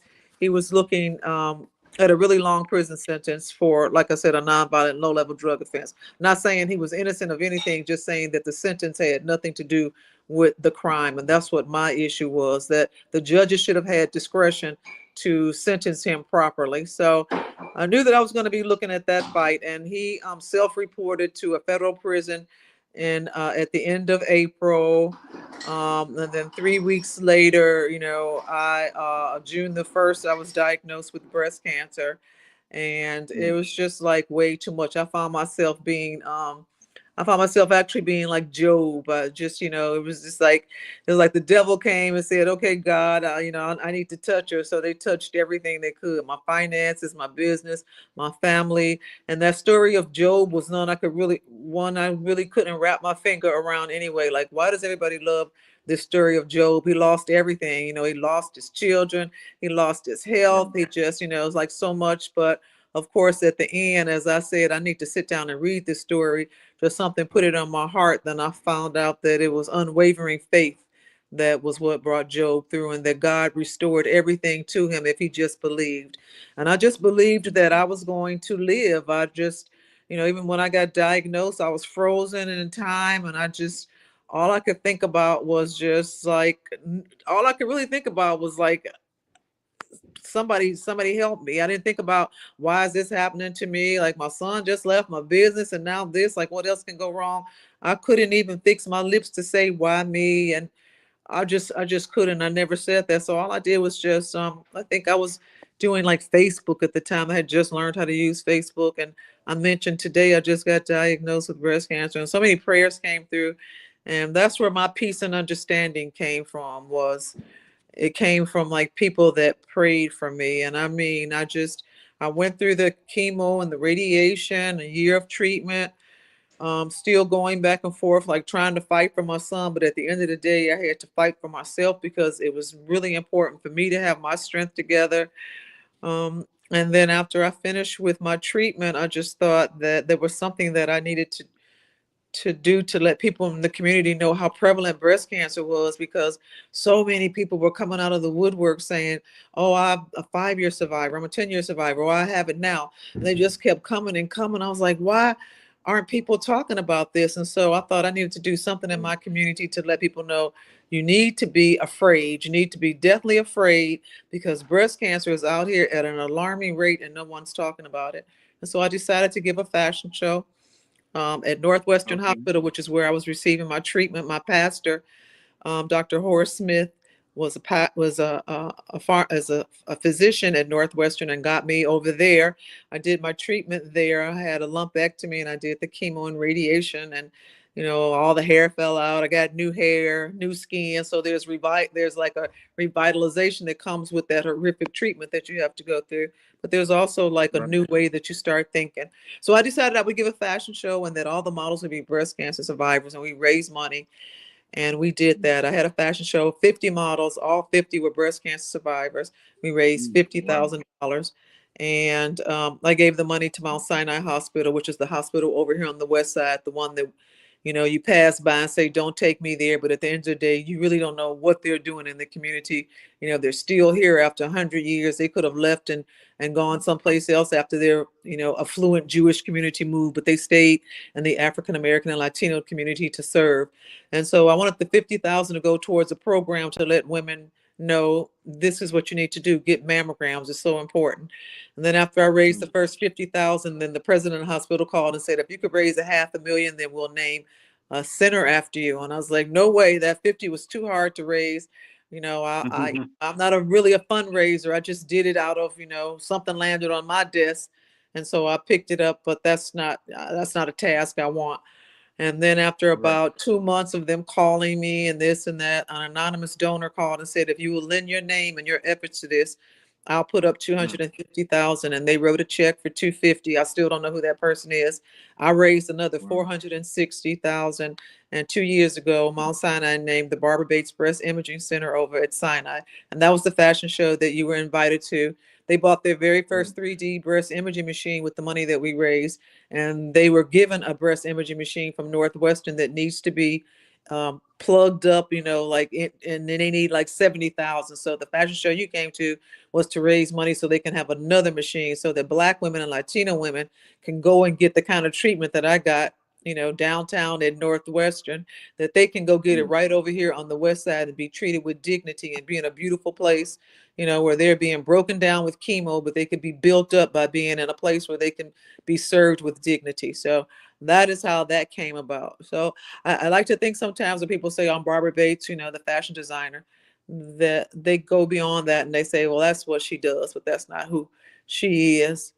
And that's why I like to go back and I say that, like God put some things on me, but I think I did what he wanted me to do with them, and that's why he charged me with them. Like, I'm not proud about being a teen mom, but if I hadn't been a teen mom, I would not have, made dresses for like a lot of the young guys and the women, and I would not have had that legacy behind me. And if I had not been a breast cancer survivor, I am sure that I would not be out here trying to raise money for breast cancer, because it just would not be on my mind. I'm not that savvy or that cool to think about, oh, let me go raise money for breast cancer. No, that's not what that's just not what I'm about. So, if he meets with us, if the Lord meets with us in the beginning to tell us, here's some tasks I have for you, who wants this one? I want to say that I probably willingly said yes, or that he knew if I said yes, I'd do the right thing with it. And so fashion is really just like a small part of who I am. It opens up the door for me to do other things. And I'm not sure what other things are on the plate, for me to do. I tried to raise awareness for mandatory minimum sentencing when my son, went away. My son, of course, he's home now. He is a brand new son. So he is part of that Thank God. story, because that, I got a new son back again. And so I Mhm. do understand that story of Job now. And I did have unwavering faith, and I just believed. And I never saw what the end was going to be or what this side of it would be. But if I had to do it all over again, then I think I would follow a lot of the same footsteps. Not a lot of the same boyfriends, but a lot of the same footsteps. I love it. I love it. Wow. Thank God first, your first, thank God that you are a cancer survivor. Thank God that you have gotten your son back, and your life has been restored and improved, if I may. Things continue to improve, and by being a cancer survivor, yourself being a cancer survivor, it was I have a friend of mine, and I have many friends actually who's cancer survivors. But one of my friends, she told me that by being a cancer survivor, and while she was under radiation and going through those treatments, if I may, she said that she didn't want to hurt anything. Like she said, she saw a spider and she didn't even want to kill a spider anymore. She didn't want to kill any bugs. She had a new outlook on life. Oh, wow. How, by being a survivor of cancer, do you feel like that, if or any, did it change you in reference to just life in general? I think that probably if I see a spider or a bug, it's going down. So I can't go there. Unfortunately, I hope I don't get arrested for that. It's but going uh, down. but for me, what you do is you just some things that would bother you just are not. It's not worth getting all worked up about it. And so it's just like you Right. take life. You take it more seriously, or you try to live it a little bit fuller. For me, it didn't change like just who I am, but it just lets you know how precious life is and how in a Mm, moment, in a second, things can just change. And they can change for the better or they could change for the worse. But an illness like that is something that just lets you know how precious this is that you have. And that saying, live every day like it's your last. I don't jump up and party and all of, it's so hard like that. But I'm aware of my surroundings. I'm aware of what I do. I like to do things that make sense. I don't like mm, to, I've never liked to be really judgmental, but I like to accept people, where they are, meet them exactly where they are. And I like to encourage, I like to support, I like to lift. Because I'm thinking that that'll just add to a little bit more, life for me. So I like to, I'm all about giving back for sure. And I think that was already something that was a part of me, but being a survivor just solidified it as well. mm. Okay, okay, okay. Appreciate you sharing that, ma'am. Also, um, you are so beautiful, and you've been beautiful, obviously, for a while. In reference to, I want to say a long time because you're still young, but I say, your whole life you've been beautiful. Thank Now, how have being a beautiful black woman, has it enhanced, helped, or has it, where people sometimes don't take a pretty woman seriously when it comes to business? Do you feel any type of, when you were coming, type of discrimination, or do they just out always like, well, first they be like, she's pretty, or she got here because she's pretty? You know what I'm talking about? Like, Yeah, do I you know. feel like Yeah, I know when exactly. people accuse you of that because you would just be a beautiful person? So I want to say that I have been really blessed, and I want to say no to that. That I have not. I have not noticed or not have been aware. I'm probably like too like weirded out in my own way and just moving in that direction, not to hone in on something. But a lot of Mm, prejudices like that, I really have not succumbed to, or I really don't. I'm not aware of them happening. I had one situation that was probably about 3 years ago, getting one of the venues for a fashion show, and I had to say to myself, "This is the first time that I've ever experienced racism." And I mean, mm, I'm in my late 60s when I'm saying that. So I really can't say that yeah, because I'm a person, I don't do, I walk the talk that I do. If I'm talking about it, then I'm doing it. I'm just not going to talk about such and such. So people know that, I'm about action. I'm about, everything that I've done always is about moving forward. It's about action. It's about taking somebody with you. It's about, right. moving people along. I just like, like that thing from Missouri, like show me. And that's just what I've been like, I'm just going to show you. I'm not going to sit and talk about it. I'm just going to do it. That's why I'm Mm, not good at the whole business plan and laying stuff out. I just like to make it happen. I just like to do it and just make it happen. A business plan take too long. I got to stop and think about that. I may get off track. I may have some ADD going on where I can't really like focus on it. So I just gotta do it. I just gotta like, just do it. Like the Nike commercial, just do it. mm. Was you behind any of that? I'm just asking. I mean, you knowing Michael Jordan at an early age in reference to that. Would you have any? Was you part of that campaign or was that just a Actually, I simple was slur? not part of that campaign, but I'm loving that you asked me that because I get to segue in on this. February Okay. the 11th, February being Black History Month, The Chicago Bulls will be honoring 3 Black designers in the city of Chicago, and I am one of the designers. It'll be the Chicago-Detroit game. And you Wow. know, Chicago is Okay. always just like hated Detroit. So at Bravo. halftime, Congratulations. Crown Royal and the Chicago Bulls, you Mm. know, will honor 3 designers. I don't know who the other 2 designers are. And I've had to make a piece, so that I'll have a piece that'll be shown that will be representative of what I feel the Chicago Bulls are. And there are some other surprises that I'm not, you know, I haven't been told about yet. But it'll start going on social media once they start doing some of the taping. So sometime in January, and I would love to have everyone come out to support me for this event. Yes, absolutely. Congratulations. Very Thank well you. deserving, and that is like so outstanding to be able to be honored at halftime of such a big platform of being the Bulls game and in your hometown, your Yeah. city Yes. of Chicago, where you have made more than a name for yourself, where you have a footprint in this community. You know what I mean? You have created and carved an area that, where people know the name Barbara Bates is a household name.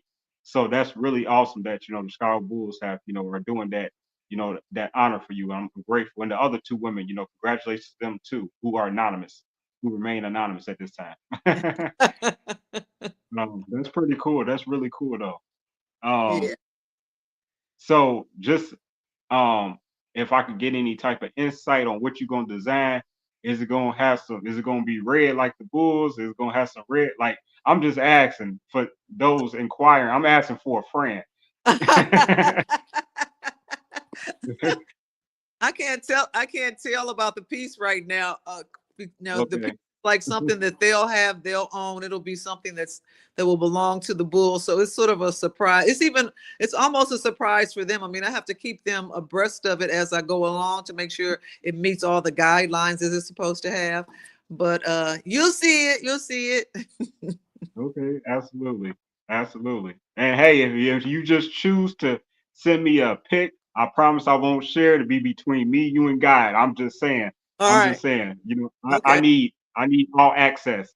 But anyway, but anyway though, no, that's really cool. That's really cool. And I know it's a lot of other great things coming up, and I'm just really grateful.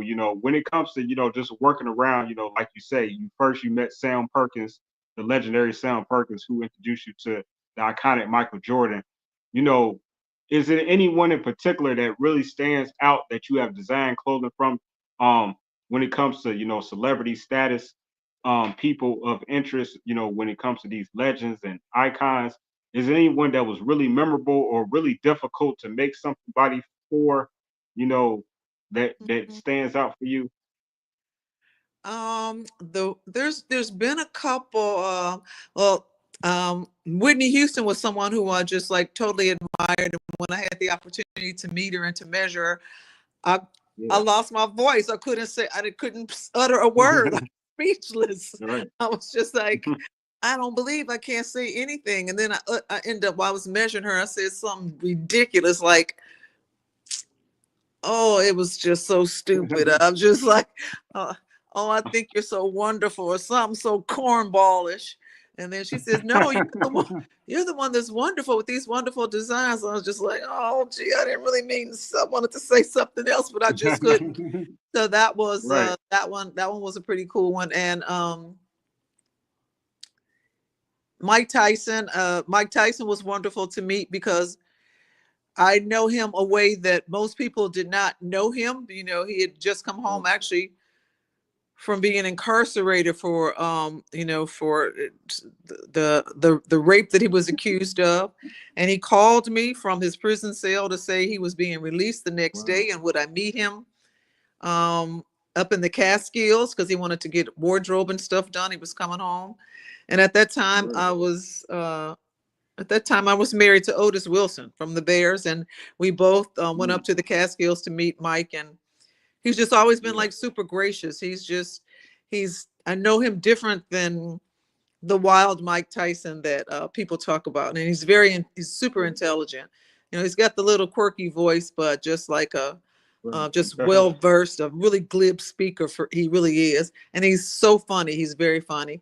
So he was a person that I truly loved working with, and and I guess like one of the longest people that I've worked with would be like the Winans. Like I worked with BB and CC, and I still work with them now, and I've been working with them since the '80s.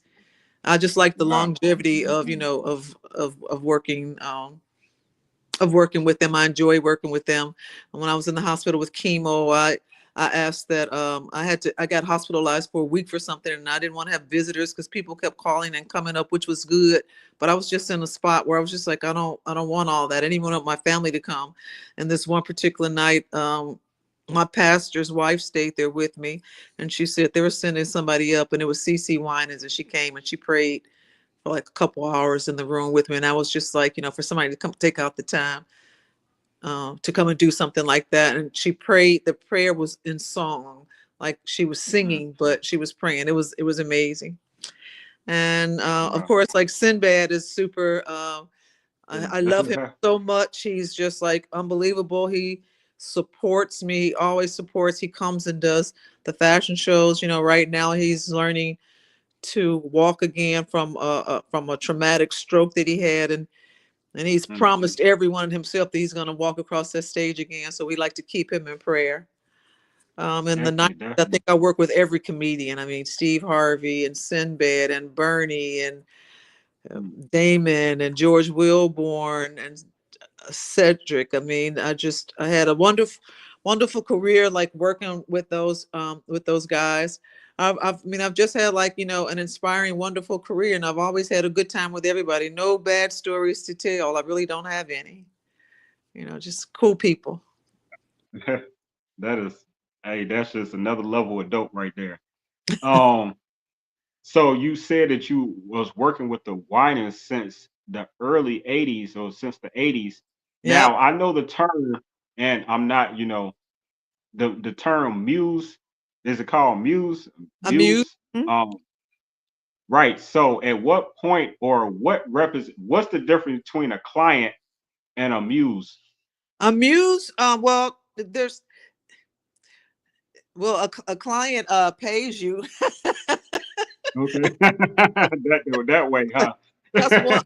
That's one great difference. A muse is like your inspiration is coming from them, and you're sending it back through them. So a muse could be like one of my Okay. clients that, like, I do have a client who is somewhat of a muse. She's dresses impeccably. She's someone who represents what I'm doing to the utmost. And so I love it Right. when she comes and she supports me, because when she goes out, it's a representation of me. I'm using her to represent me, but she is still a client. So they're sort of the same. They're sort of the same kind. Okay. I was just curious. Just curious. I didn't know. I'm trying to learn today.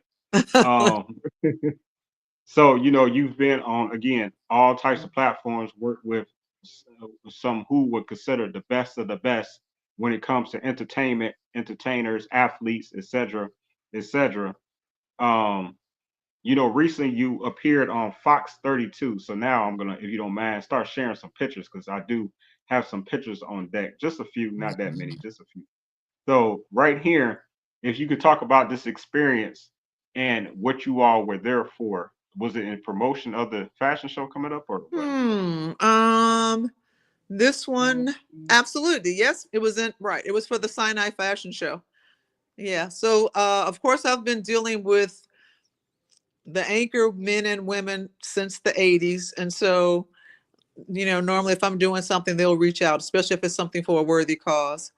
And Right. on this particular one, I reached out to let them know what I was doing, and they were like, "Yeah, Barbara, come on and show us what you're doing." Actually, I take that back. This is Chicago Fashion Week. This one was for Chicago. Oh, okay. My fashion show was the week after. So Chicago Fashion Week opened up with 7 designers. I was one of the designers in the fashion show for the opening of Fashion Week, and that's what that was for. And then the next week was the fashion show that you were at. Okay, okay, absolutely. And who are these lovely women surrounding the loveliest women in the middle?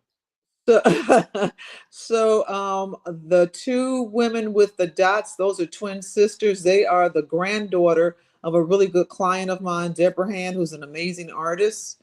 The other young lady, Bryn is a student at Loyola. I met her. She was a waitress, and I said, "You're gorgeous. You should model." And she's like, "I'd love to." Wow. And she was a student. And I said, "Well, you know, what are you gonna do when you graduate?" And she says, "I want to go to Africa to do missionary work." So I thought, "You're somebody Mm, that I want on my team." And so I had her model in the fashion show. And then right. Sharon is a model. She was on America's Next Top Model, and she also advocates for women's health. And she was just a natural to have. And she was the hostess for the fashion show that we did at Sinai. Yeah, and by the way, just side note, she did an excellent job hosting too. I was so proud of her. Oh, wow. And first time meeting her, so that was my first experience, you know. And you know, they always say about first impression, but I always try to remind people it's not it's two impressions. You can only make a first impression and a last impression. People don't really talk about the last impression. If you can continue, what's important about the last impression? Everybody know about first impression, but in your opinion, what's important about making a last impression up with anyone? You know what? I'm not With sure. You you. kind of got me on that one. I would have to say a lasting impression would Yeah, probably be one lasting that I would impression. probably like jump on more. And I guess a lasting impression is that that first impression had to be a strong one, and you had to carry it through until it, you know, perpetuity. It's going to continue to be there with you. It's something that you remembered, like, you know, yeah, I was anticipating meeting them, but it was something about meeting them and the way they conducted themselves, and it went on and on and on, and it lasted, and it's, you know, it's a lasting impression. That's kind of what I think that it was. One that, you know, that first impression just kind of takes you there, but then after that, you got to rein in, you got to hold on, you got to control it. And if you're able to do that, then your imprint will stay. Mm, well said, perfectly said. Couldn't have said it better myself, Miss Bates. Thank you for that. Um, so this right here, this is actually the picture that was taken when you was at Mount Sinai for your recent event of the fashion show. Right, right. Yeah, that's like one of the I guess that was like one of the scrolls that talked about, you know, Sinai Pink, what they're doing at Sinai, the breast imaging center, the fact that they have a wonderful 3D breast imaging machine now that, you know, actually can show more in depth when you're getting a mammogram. Right, right. Awesome, awesome. And if anybody wanted to jump on board and be a part of, you know, when it comes to help donating or just being a part of the mission, you know, who's the best person to interest the I mean person to attention? Would they contact you directly? Is it a site? Is there an email or Right. So they could always go, you know, to Sinai, to the breast imaging center. They could always come to through Bates Designs. And of course I'm, you know, located, or I'm, you know, I'm out there to be reached. So yeah, probably coming through the shop, they could find out what's going on, you know, what the upcoming events are, you know, how to donate their time, how to be, you know, become someone on the staff to help us out, to volunteer. So yeah, probably calling Base Good. Designs would be the easiest way. Okay, absolutely. So this was from a recent article that you did Beyond the Threads. hmm And so this was something my young son Christopher is. He's a mover and a shaker, and Okay, he's actually the one okay. who has been instrumental in a lot of the some of the things of your generation that I've been able. So this was a collaboration with Joe Fresh, with New Mm. Balance, and Joe Fresh knows my son Christopher. Reached out to him. Hey, your mom's been around. We'd like to do something with her on a prom theory. So that's how that happened. Christopher is also instrumental um, in putting together the project that's going to happen on February the 11th with Chicago Bulls. Oh, nice, nice. I love it. I love it. Hey, it's all about family. And how just like sometimes, you know, like me particularly, and I get this from a lot of people. I don't know if it stands relevant to you, but sometimes it's hard to get support from family, even direct, intimate, you know, family, whether it's children, brothers, sisters, siblings, parents, cousins, you know, whoever. You know, I get my most support from people outside of my family, you know, but much respect to my family, those that do show Right. love. Right, right, right.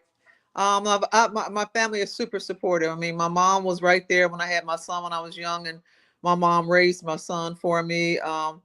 all of my everyone pretty much in my family, cousins, nephews, they worked at Bates Designs in one way or the other. My sisters, everybody, if they needed a job, they would come and they would work there. So I have a super super family. I actually do. Yeah. Okay, that's a blessing.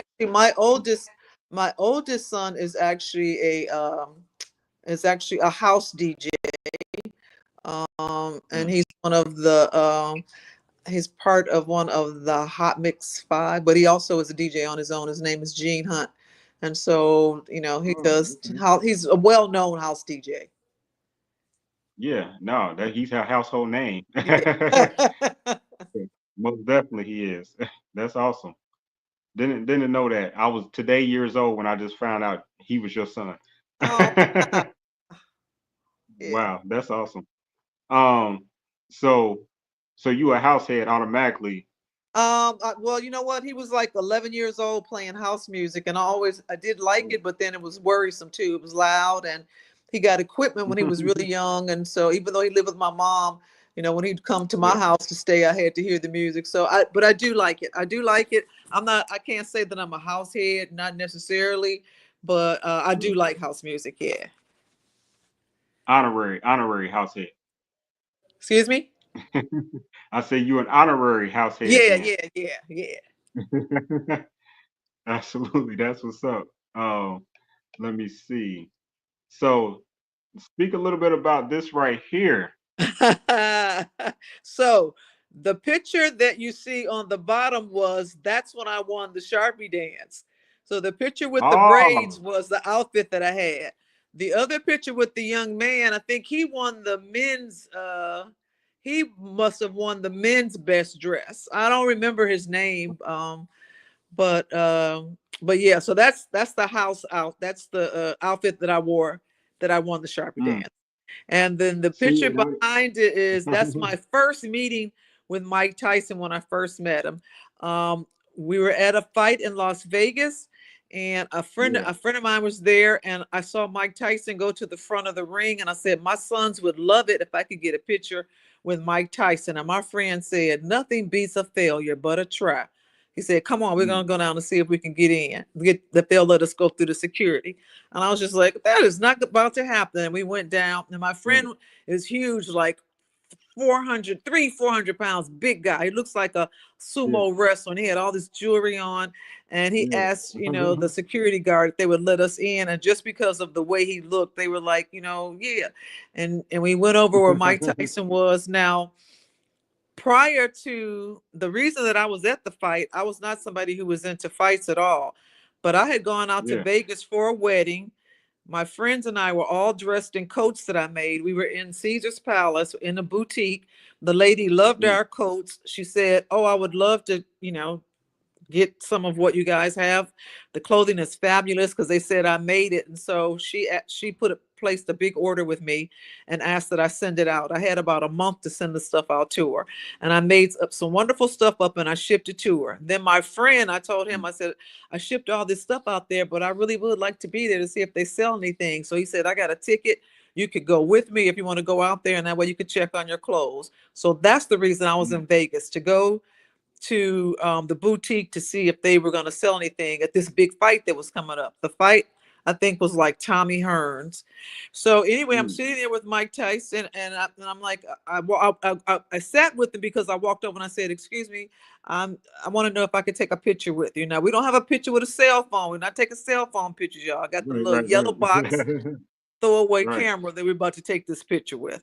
And so he was like, Mhm. yeah, well, you're gonna have to like sit down. I'm not standing up for no pictures. And I was like, oh, okay, okay. Right. And so he told his friends to scoot down so I could sit there. My friend is getting the camera ready, and all I could hear my friend saying is, nothing beats a failure but a try. And I'm sitting here with Mike Tyson. You got to let him know that you're a designer. So I said, Mr. Tyson, I said, if you're ever in Chicago, I'm a fashion designer, and I would love to do something for you. And I said, my name is Barbara Bates. And then he said, Barbara Bates. And I said, yeah, Barbara Bates. He said, Barbara Bates fashion designer. I said, I don't know, but yeah.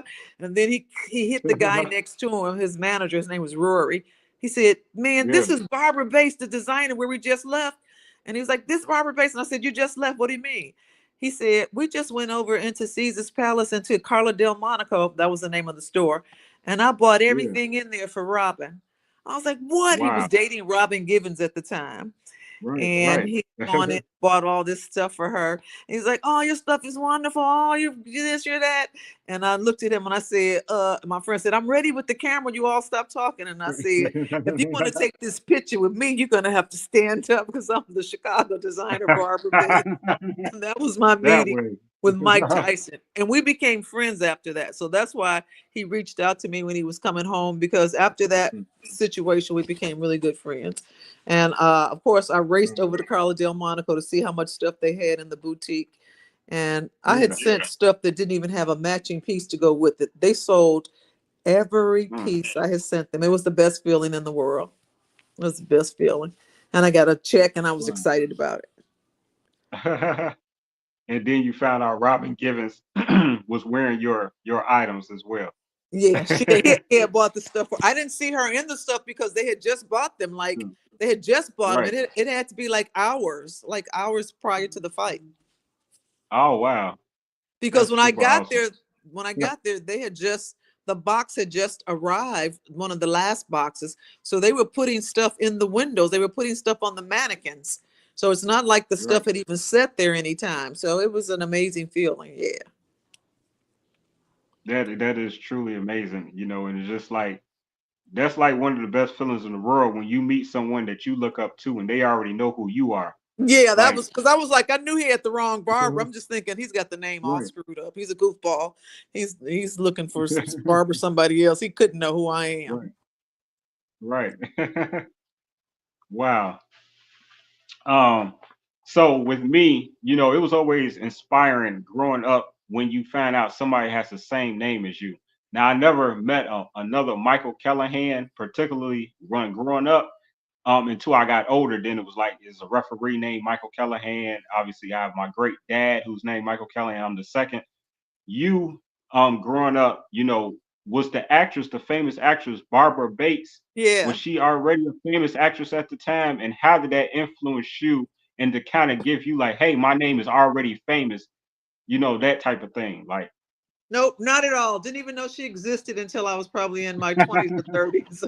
Yeah, okay. she was like, I think she was in like The Bird, but she had like small parts. She wasn't like a really big actress. So, but no, I didn't Okay. even, yeah. Okay. And actually, that's my mom's maiden name is Bates. That's the name that I was born with. So, Right. it is my real name on my birth certificate. Right. Probably Okay. another Okay. reason I could never stay married long. They were like, "Are you planning on changing your Mm. name?" I was like, no, not really." Oh, you one of those women that would not change the name, huh? Okay, okay. Hey, I ain't mad at you though. I ain't mad at you. Know your value. Know your worth. That's what's up. Is it that your Bates hold weight? So I understand. You helped make that name into something. It's a household name now. So yeah, I can understand that. Like, why would you get rid of drop that name? Yeah, I don't really know So what that was yeah. all. I don't really know what that was about. It wasn't a household name always. I'm not sure what that was. I think it was just the fact of keeping the legacy of my grandmother and great grandmother. I don't know. It really, I don't know. I'm not sure. Okay, now you said that you at the time you were married to a famous football player. Now have you since that time, because if I'm not assuming, but you not married, you're divorced, correct? Right, I am. Hmm. Okay, so has it been difficult or has it been a challenge or has men been intimidated by your success or how does that affect relationships with you, if I may ask?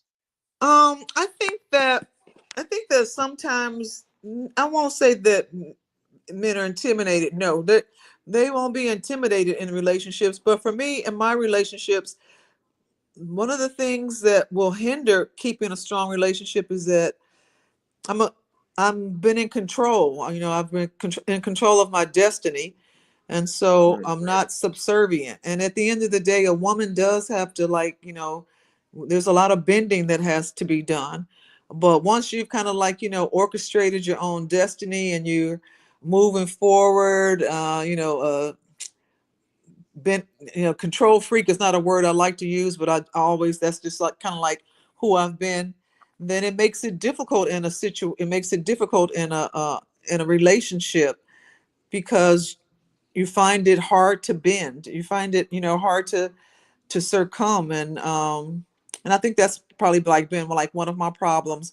I don't really have men that have felt like, oh, I gotta like, bump heads with her. But it's just like she's such her own woman. She is just like so set in her ways. And either you can work with it or you can't. And most men, can't work with that. And it's not even like most men, it could be on my end too, like, oh, I'm just so used to doing my own thing and I don't really want to take those orders. And so you just find it easier to, and I'm not saying be in a situation by yourself where you're alone, because we all want to have companionship, but sometimes just Right. maybe you just need a relationship that's not so tied down as a marriage. Just we're like the best of buddies, we're the best of friends, and you move forward from there. Okay, absolutely. Understood, overstood. Like with me in reference to, children, when it comes to time, I've become a control freak with my time. And because of that, I remain a single man and I remain a man that hasn't had any children yet because I'm so deep and big on time, time, time. Saying time is so short. I got to do this, and I'm ambitious as well. And it's like it's a versus thing with me. Time versus me being ambitious. Just I want to do this and everything, and I'm haunted.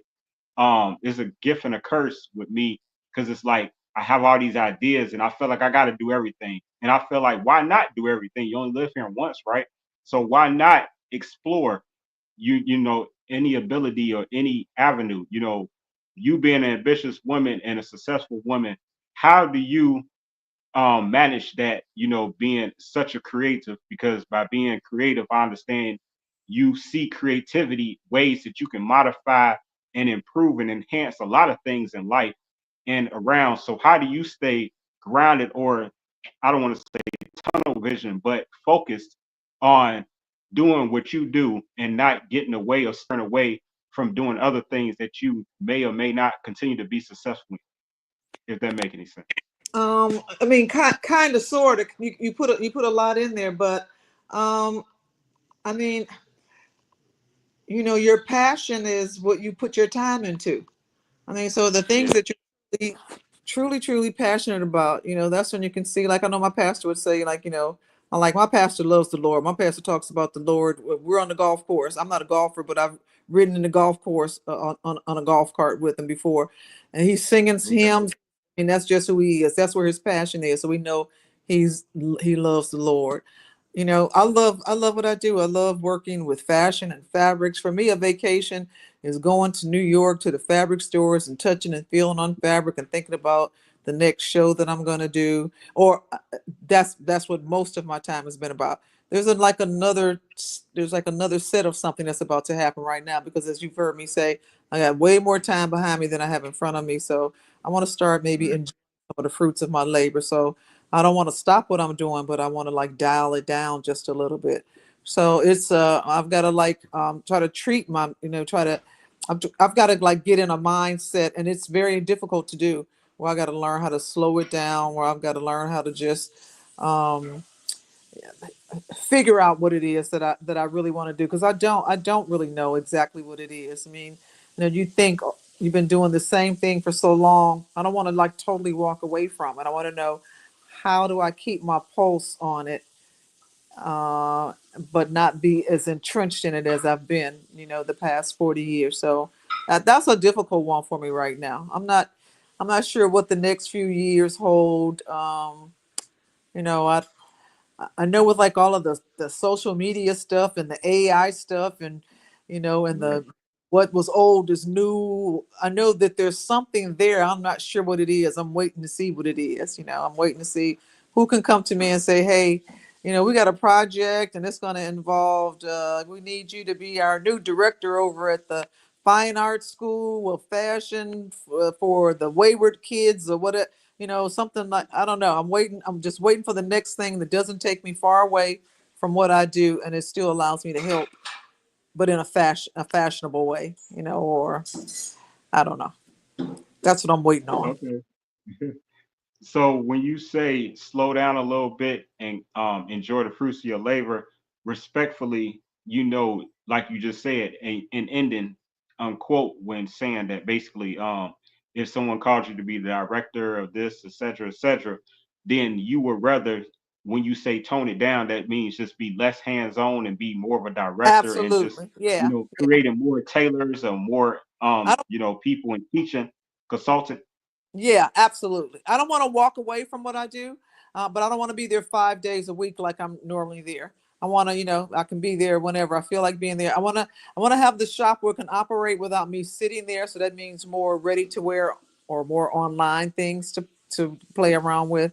But I would Right. definitely like to consult or be a part of an institution that's standing to teach. And it's something about Mm, when you put on there the retired teacher, maybe not the retired teacher, but the teacher. right. Yeah, Right. That way. yeah, yeah, for So I sure. was I was half right, but I'm You sure seriously you were, since you put it out there. You put it out there for sure. You put it out there for sure. right. So actually, and your dad was actually the school teacher, right? Absolutely. Yep, he was. Yeah. Okay. But also a musician, like Yep. you said. My dad actually taught piano at Shoup Elementary School in Chicago. Oh wow. Yeah, that's a big school too. Popular. So just as you continue to just grow, where is somewhere in the world that you would like to visit as you continue to start to enjoy the fruits of your labor? Where have Barbara not been that you I will would always love to like to go do? to Johannesburg, and that's on my list. And I'm hoping that I'm going to go in June. I met a young artist there, and Okay. I love art. I really love art, and I met this young man through social media, through Instagram, Okay. and we've befriended each other. And I tried to have him at the fashion show, but his visa was not ready in time for him to come. Mm, And so right now he's working on getting the visa to come here. I don't know who'll be ready first. If I'll be ready to go there first, he'll come here. But that's a place that I'd like to go to, just to see the culture and to see the art there. I've been to South Korea. I actually did a documentary with an organization. I was the host for it on food and fashion. I'd right. like to go back to South Korea. The culture and the people were unbelievable, Mm, unbelievable, so welcoming and warm, and they know so much about the history of their country. They're really proud people, but there's so much fashion there. It's unbelievable. Also, I would love to go back to South Korea. It's just a really long flight, and I have myself ready for that one. you're right. Oh, that's nice. That's nice. So Johannesburg. Yeah. Okay, nice. So when this happened back in the day, a little bit back in the day, you know, how did that, and was this your first front cover feature on Indigo magazine? Yep, I'm sure it was. Yeah. And actually, Hermine Hartman, who is the founder of Indigo, she is a client also. Yeah, Oh, nice. she did um, that article. I remember it well. Yeah. And then since then, she did a book that she put out that has maybe, oh gosh, it is a book that she did that probably has about 150 notables that are in the book. But I think that was my probably my first cover for Indigo. Yeah. Right. And how did that feel and how did that come about? Oh gosh, really. The I famous think because she magazine of was a Indigo. client, she was a client, and she was buying from me at the time. And Oh, okay. and in 10 years time, she still had something that she could pull from. She had something that she could extrapolate a story from that could still be meaty. So I was one of the people that she chose for that particular. And with it being a 10-year anniversary, when you first start out, you don't, I never thought about how long I would I would be around. It wasn't something that you think about. You just trying to make every year, you're just trying to get to the next year, the next year. You never stop to think, oh, I want to be here 20 years. As a matter of fact, me saying that I'm embarking on 40 years is, is just like unheard of to me right now. I'm still trying to fathom all of Right. And so with that being said, and I like that you just highlighted that, the years that you've been around in fashion, and just, how it kind of just time just kind of takes over. And, when you just working, you don't not paying attention to how much time is going past, because you're just so ingested into what you do. But with that being said, is there something that you become mindful of? Because I understand, like, when you get older, well, some people, when they get older, they be more aware of certain things and take on certain challenges. So as you see, you didn't did a decade, you didn't did 2 decades. Now it's like, I know you didn't notice, like, when you get to 20 years, like, damn, I did this for 20 years. Now right. you at 30 years, and now you're approaching 40 years in fashion, which is just, unbelievable. Just a blessing from God, for real, for real, to be able to do that. But is there something that you stay mindful of, to where you want to still incorporate into the industry of fashion, even at this many years invested?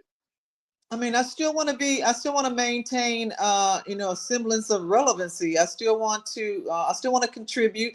I still, I still want my business to be a viable one, maybe not as hardcore, maybe pulling in some other designers that could take on, some of the tasks that I normally would have done, but, training the next generation, um, to continue, the Barbie Bates legacy, to do what I'm doing.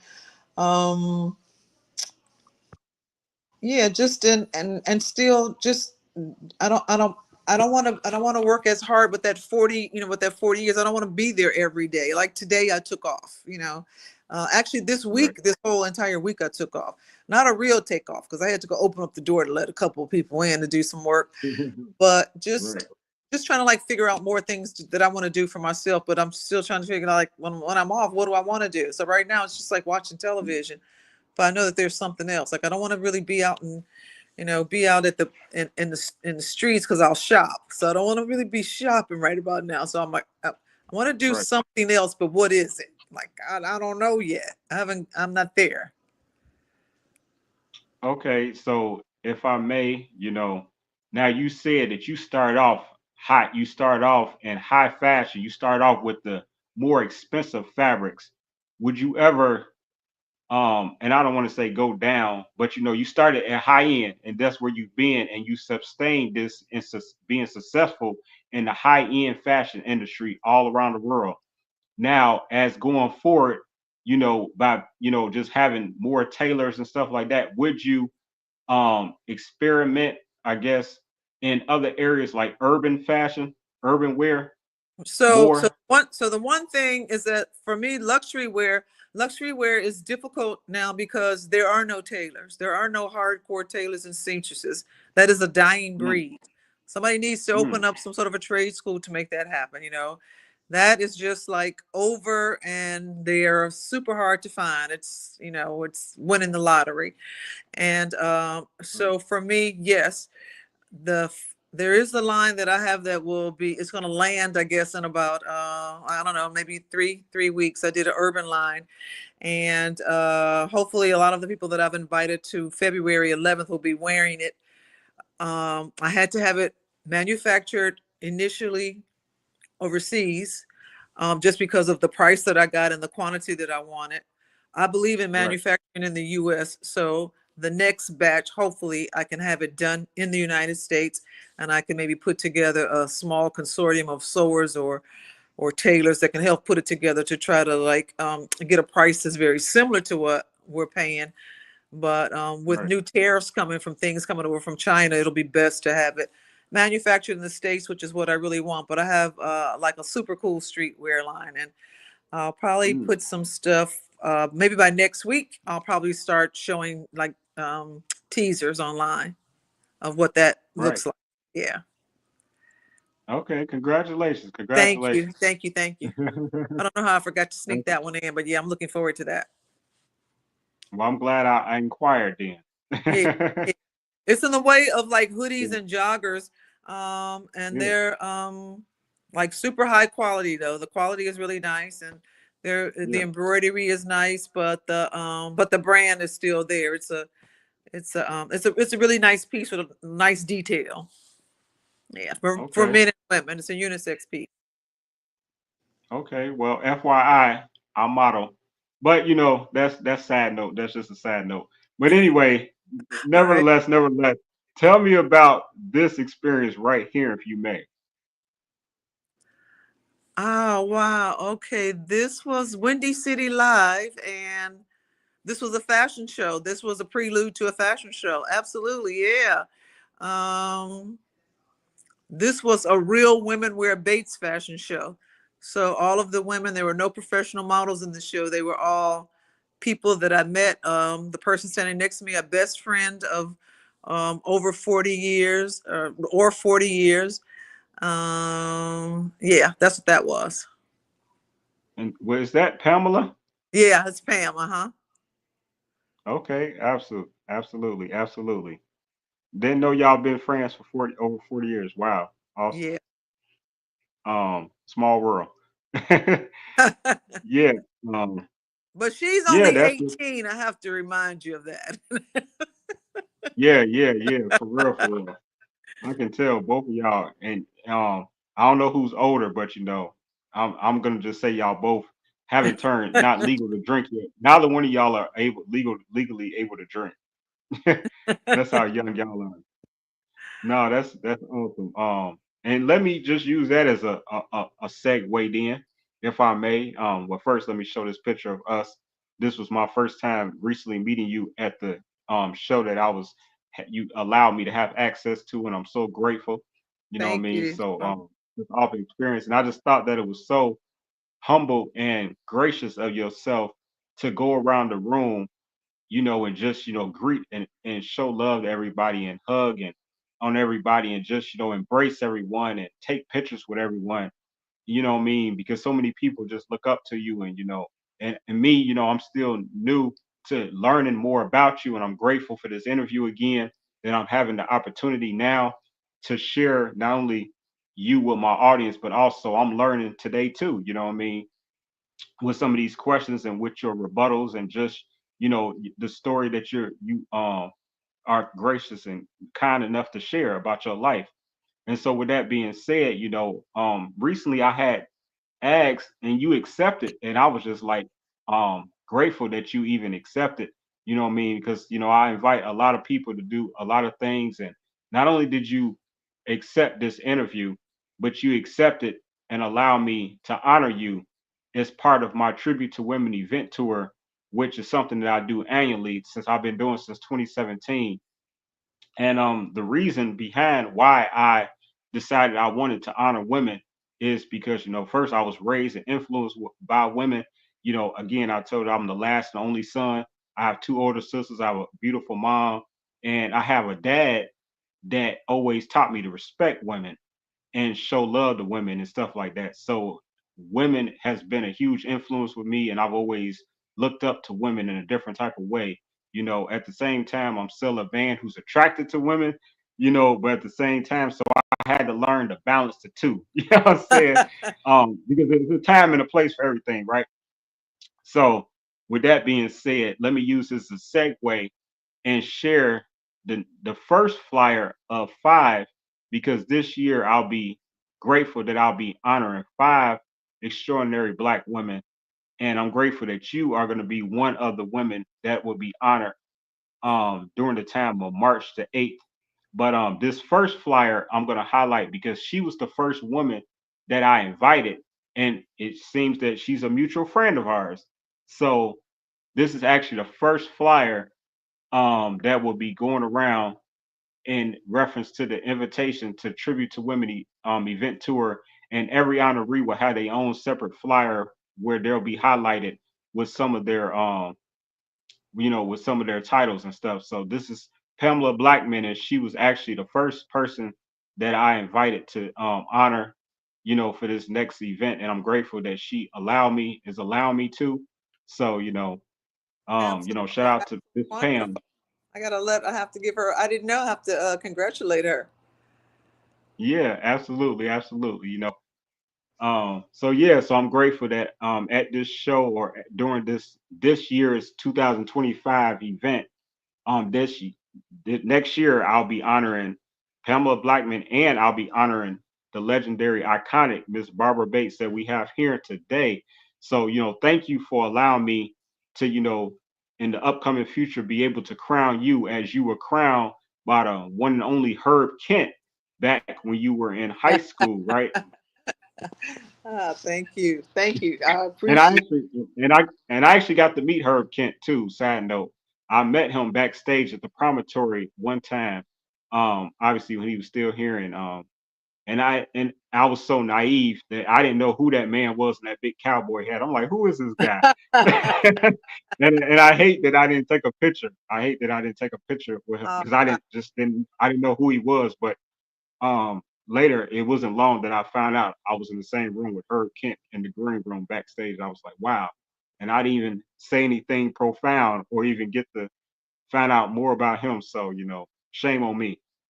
But uh, but yeah, with that just being said, thank you for your time, Miss Bates. Thank you for just everything, for your it's been a support in the pleasure. community, on your contribution, everything you have done in not only fashion, but as taking the role on as a philanthropist, and just looking out for our people. You know what I'm saying? I'm just going like that, straight like that. Just looking out for our people, not forgetting about where you come from, and just continue to open up doors for us, for all of us, because it's people like yourself that have paved the way, and I never take for granted for me to be here with you right now. You know what I mean? For me to have my own virtual platform where you can be where you are right now at home, I'm at my home, and we are able to just communicate right now and just, show love to each other. So, but it was people like you who was out there in the yellow pages, who hit the ground running, who just prepared yourself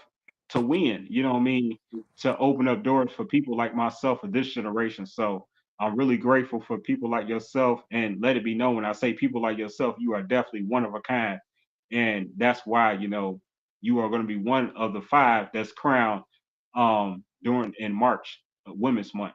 So thank you, thank Thank you. you. And I just pray that God, thank you, and pray that God continue to just watch over you, all of your family, your friends, your Thank squad, your your community, your colleagues, and just may things continue to be come to you in abundant with great prosperity, and that you continue your run longer than you even expect. You know what I I'm saying? really And that this new urban line be even bigger than your luxury line that you began. So, anything is possible. So, with that being said, if anybody asks, I said it. And I'm here today with the iconic one and only fashion designer, um, the woman whose name is in the Imaging Center at Sinai. Is it Sinai? yes. Sinai? Uh-huh. Okay, Mount Sinai Hospital. I don't know. I'll be wanting to say that the wrong way every time, but yeah, the Barbara Bates Imaging Center at Mount Sinai Hospital in Chicago. Wow, you have done an awesome job, and you have so much more to bring in. So, just congratulations on all of your success and your Thank you. journey. Thank you for sharing your journey with little old me. I said management. Thank you so much. I'm grateful. Thank you for having me. No, thank you. Definitely an honor and a pleasure, ma'am. And yeah, and so after this interview ends, just to remind everyone, it will be accessible on my YouTube channel. So, make sure you all share that out. Tell people about what you saw in this interview. Tell more people about Barbara Bates. And if this is your first time to learn about Miss Bates, what a pleasure it's been, right? Because I too am learning a lot more about her. It was wild. This has been you start off with this interview hot, like you know what I'm saying? With the way you was just telling your story, and man, just awesome. You know, if I could, in closing, what would you like to, you share so much wisdom, share so many stories, you share so much of you. Is there anything in particular that, and I know I left a lot out. I didn't ask all the questions. Um, but is there anything that you would like to share with our audience? And before that, someone by the name of Killmonger says nice glasses. So say glasses, nice glasses, fire. Yeah, the I woman think got I think style. I've shared anything. I don't think there's anything left. I mean, support Black businesses, support female-owned businesses. Yes, that way. Absolutely. And you definitely have my support. And if there's anything that, like I say, that I can do that you feel like that can help or assist in any type of way, even sometime if I can even volunteer, I would love to be, more hands-on with anything that you do because I believe in you.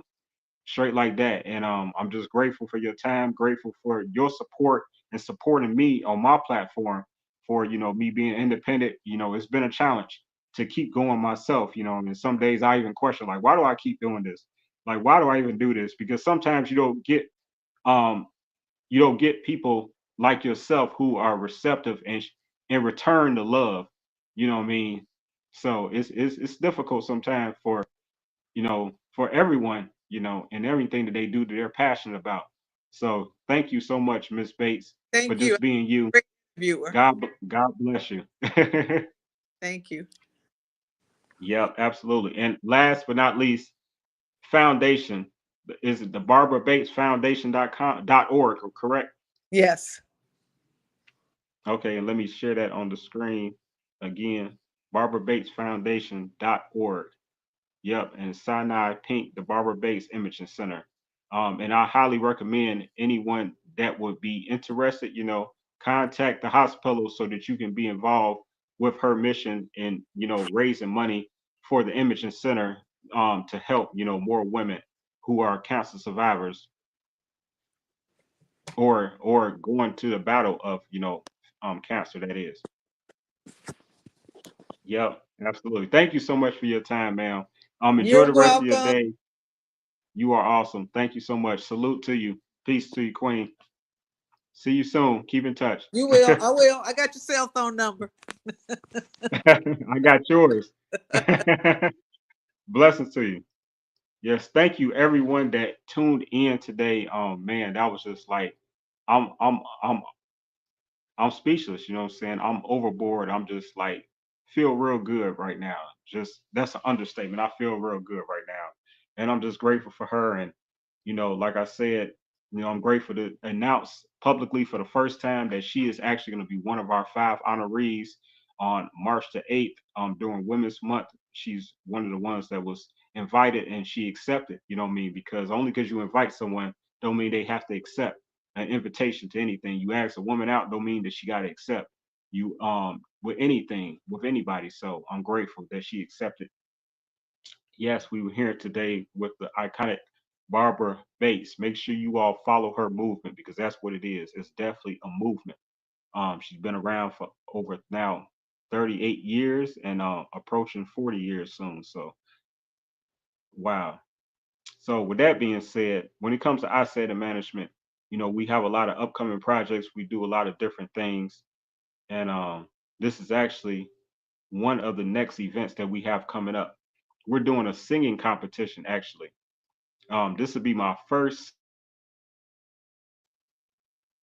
I've done like different contests where like best YouTube video and different things, which I did actually with Mimi Acosta, who was tuned in earlier and was nice enough to comment and everything begin to show. But this particular event is going to be a singing contest for women, and we kicking off Women's Month with 10 toes down. And so this is basically like, can you sing? And I remind you, this ain't karaoke. And we're doing something different. I'm actually going to challenge the best female singer out there to sing a cappella. And if you win, you're going to win a media package and you're going to take home a minimum of $350 cash. Yeah, it ain't going to be cash out. we going to have cash on hand. You know what I'm talking about? So we're going to put that cash in your pocket because it's all about touching. It's all about having things tangible. It just feels better. You know what I'm saying? Sometimes when you see money digitally, it's kind of like it feels fake sometimes. But yeah, now we're gonna have cash on hand for you, and we're gonna put in your hands straight like that for the best singer. And these are two of the judges. Our last judge is gonna be a celebrity judge as well, but she's hidden for right now. And so right now on deck we have Kitty Valanche. Let me say it right, Valanches, and we have Giselle. So I'm grateful for both of them, and yeah, y'all definitely, if you want to be involved, we're only taking 10 singers, because the name of it is 10 toes down, 10 tones down. I hope you get it, like 10 toes down. That's how I came up with that. 10 toes down, 10 tones down. Yeah, I don't know. Does that sound corny? Oh well, if it do it though, that's the name of the show. So I hope to see you there soon. Next, we actually going to be having a great early spring fashion show, and this is actually a portion of the Tribute to Women event tour that we were just talking about as I ended the show with Miss Barbara Bates. Um, yeah, so Tribute to Women event tour is where we'll be crowning 5 extraordinary Black women. All women are important, but we focus on our extraordinary Black women at this particular show that I do annually every year. And I'm going to keep it in March. You know what I'm saying? I did the last one in March where Sandy Red was actually our last honoree. And I'm going to continue. And now we're going to have 5 new honorees, 2 of them being Miss Pamela Blackman and the other one being Barbara Bates. And we have 3 other extraordinary women that will be crowned that day too. So, tickets are for sale right now. You can just go to ticketleap.com and just look up I Said It Management. It'll come right up, or you can find the link on my social media, or you can just contact me if you know me like that, and just ask for the link. I'll send it to you. Get your tickets now. We're seeking more vendors and sponsors as well. So I'm excited about this too. So upcoming in 2025, for those that don't know, or those who are familiar with my channel here, we have a talk show called From Her Point of View Talk Show. And this is hosted by Giselle and Lily the Goddess out of Florida. And this magazine was put together by both myself and the 4 of them actually. And Deasia Marie, she was the first co-host on From Her Point of View with Lily, and then second season it was Mimi Acosta, the legendary Mimi Acosta, who teamed up with Lily. And now for the past present season 4 and season 3, Giselle and Lily been holding it down. But all 4 of them are playing an intricate role with From Her Point of View Talk Show magazine going forward. And I'm grateful that it's going to be released on January the 11th. So put that in your calendar. And we're going to be celebrating on the front cover, as you see, the beautiful young woman below. And that's Renata Nicole out of Chicago. And she was received the Influencer of the Year, most creative influencer, because you got to look her up and you will know why. She's just super awesome and funny. That girl's hilarious and just super creative. So she was the creative influencer of the year, and that's how we're gonna kick it off. And it's a quarterly magazine. So if you're looking for any type of ad space or anything, we have affordable rates. And the reason why you should support this publication is because it's women based. We're gonna be supporting women in different categories and highlighting people, women in business, kind of what Miss Barbara just kind of spoke about. So that way, if you would like an interview, you know, I've been doing this again since 2013. I love doing interviews. I love celebrating people. But if you didn't know, I actually conduct artist spotlight interviews and business spotlight interviews. They're not as long as this today. Celebrity interviews are a lot longer.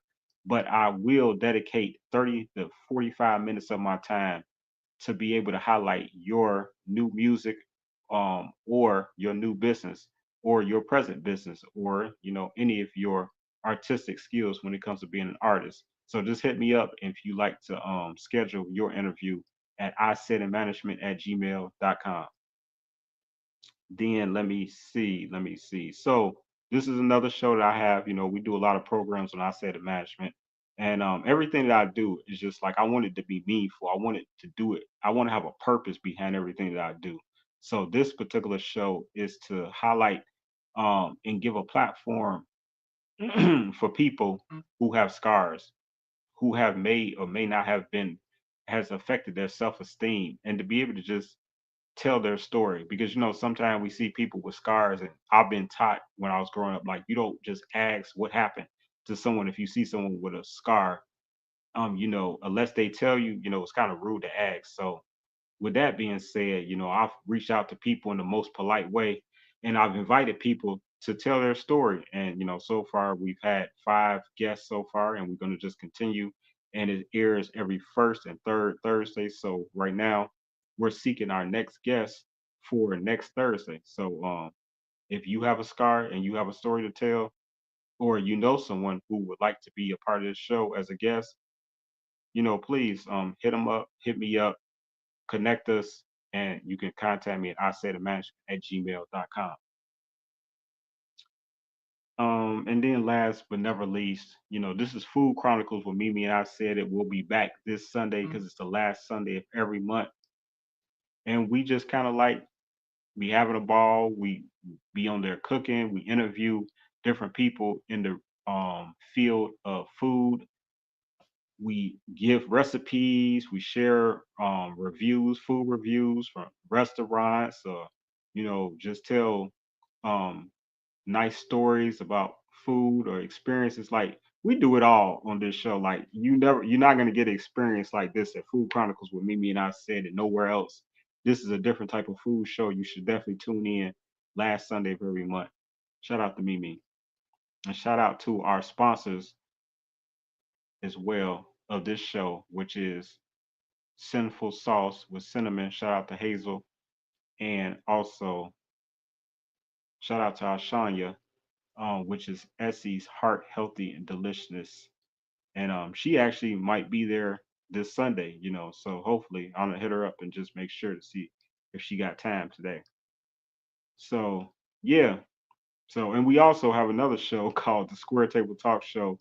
We took the last 2 months off for personal reasons, but we will continue in January, and it's the last Thursday of every month, and that's where it's hosted by me and Mimi, my favorite co-host, me and Mimi, and we invite people from the industry of business or entertainment to just talk about meaningful subjects, sensitive subjects, subjects that people don't always discuss.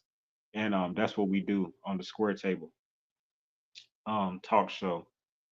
So yeah, and this is our asset management annual backdrop. I reach out to people in the community, and I just ask, certain people, permission to be able to use their logo, and then I also charge other people who's independent to be on my backdrop.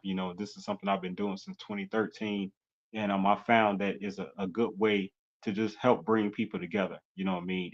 And now the independent person gets to associate their brand now with a legend or an icon.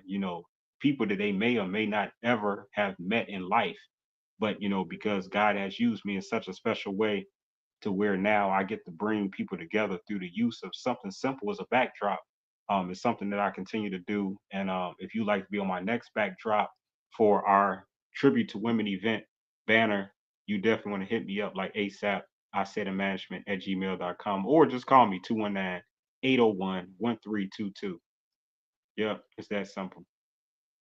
But yeah, thank you so much. And oh yeah, and this is from Her Point of View talk show every first I'm sorry, every second and fourth Tuesday of the month. Second and fourth Tuesday of the month. Tune in with Giselle and Lily. As you can hear, I'm losing my voice, so I'm going to stop now before I can't talk later. So, man, just thank you for everyone for just tuning in. It's been a great experience. We were hearing with the legendary, iconic, and beautiful Barbara Bates. Share this video, rewind this video, replay this information, because I guarantee you missed something, because she said a lot. She did. I gotta watch it over again so I can get some of them jewels that she was sharing. So, thank you again, Miss Bates, for your time. God bless you. And God bless everyone watching. Happy holidays to everyone. Yes, happy holidays to everyone out there. And happy new year. Thank you so much. Blessings. And if anybody asks, I said it. I said it, management. Peace.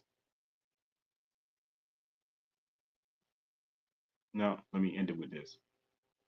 That's our logo. Now, peace.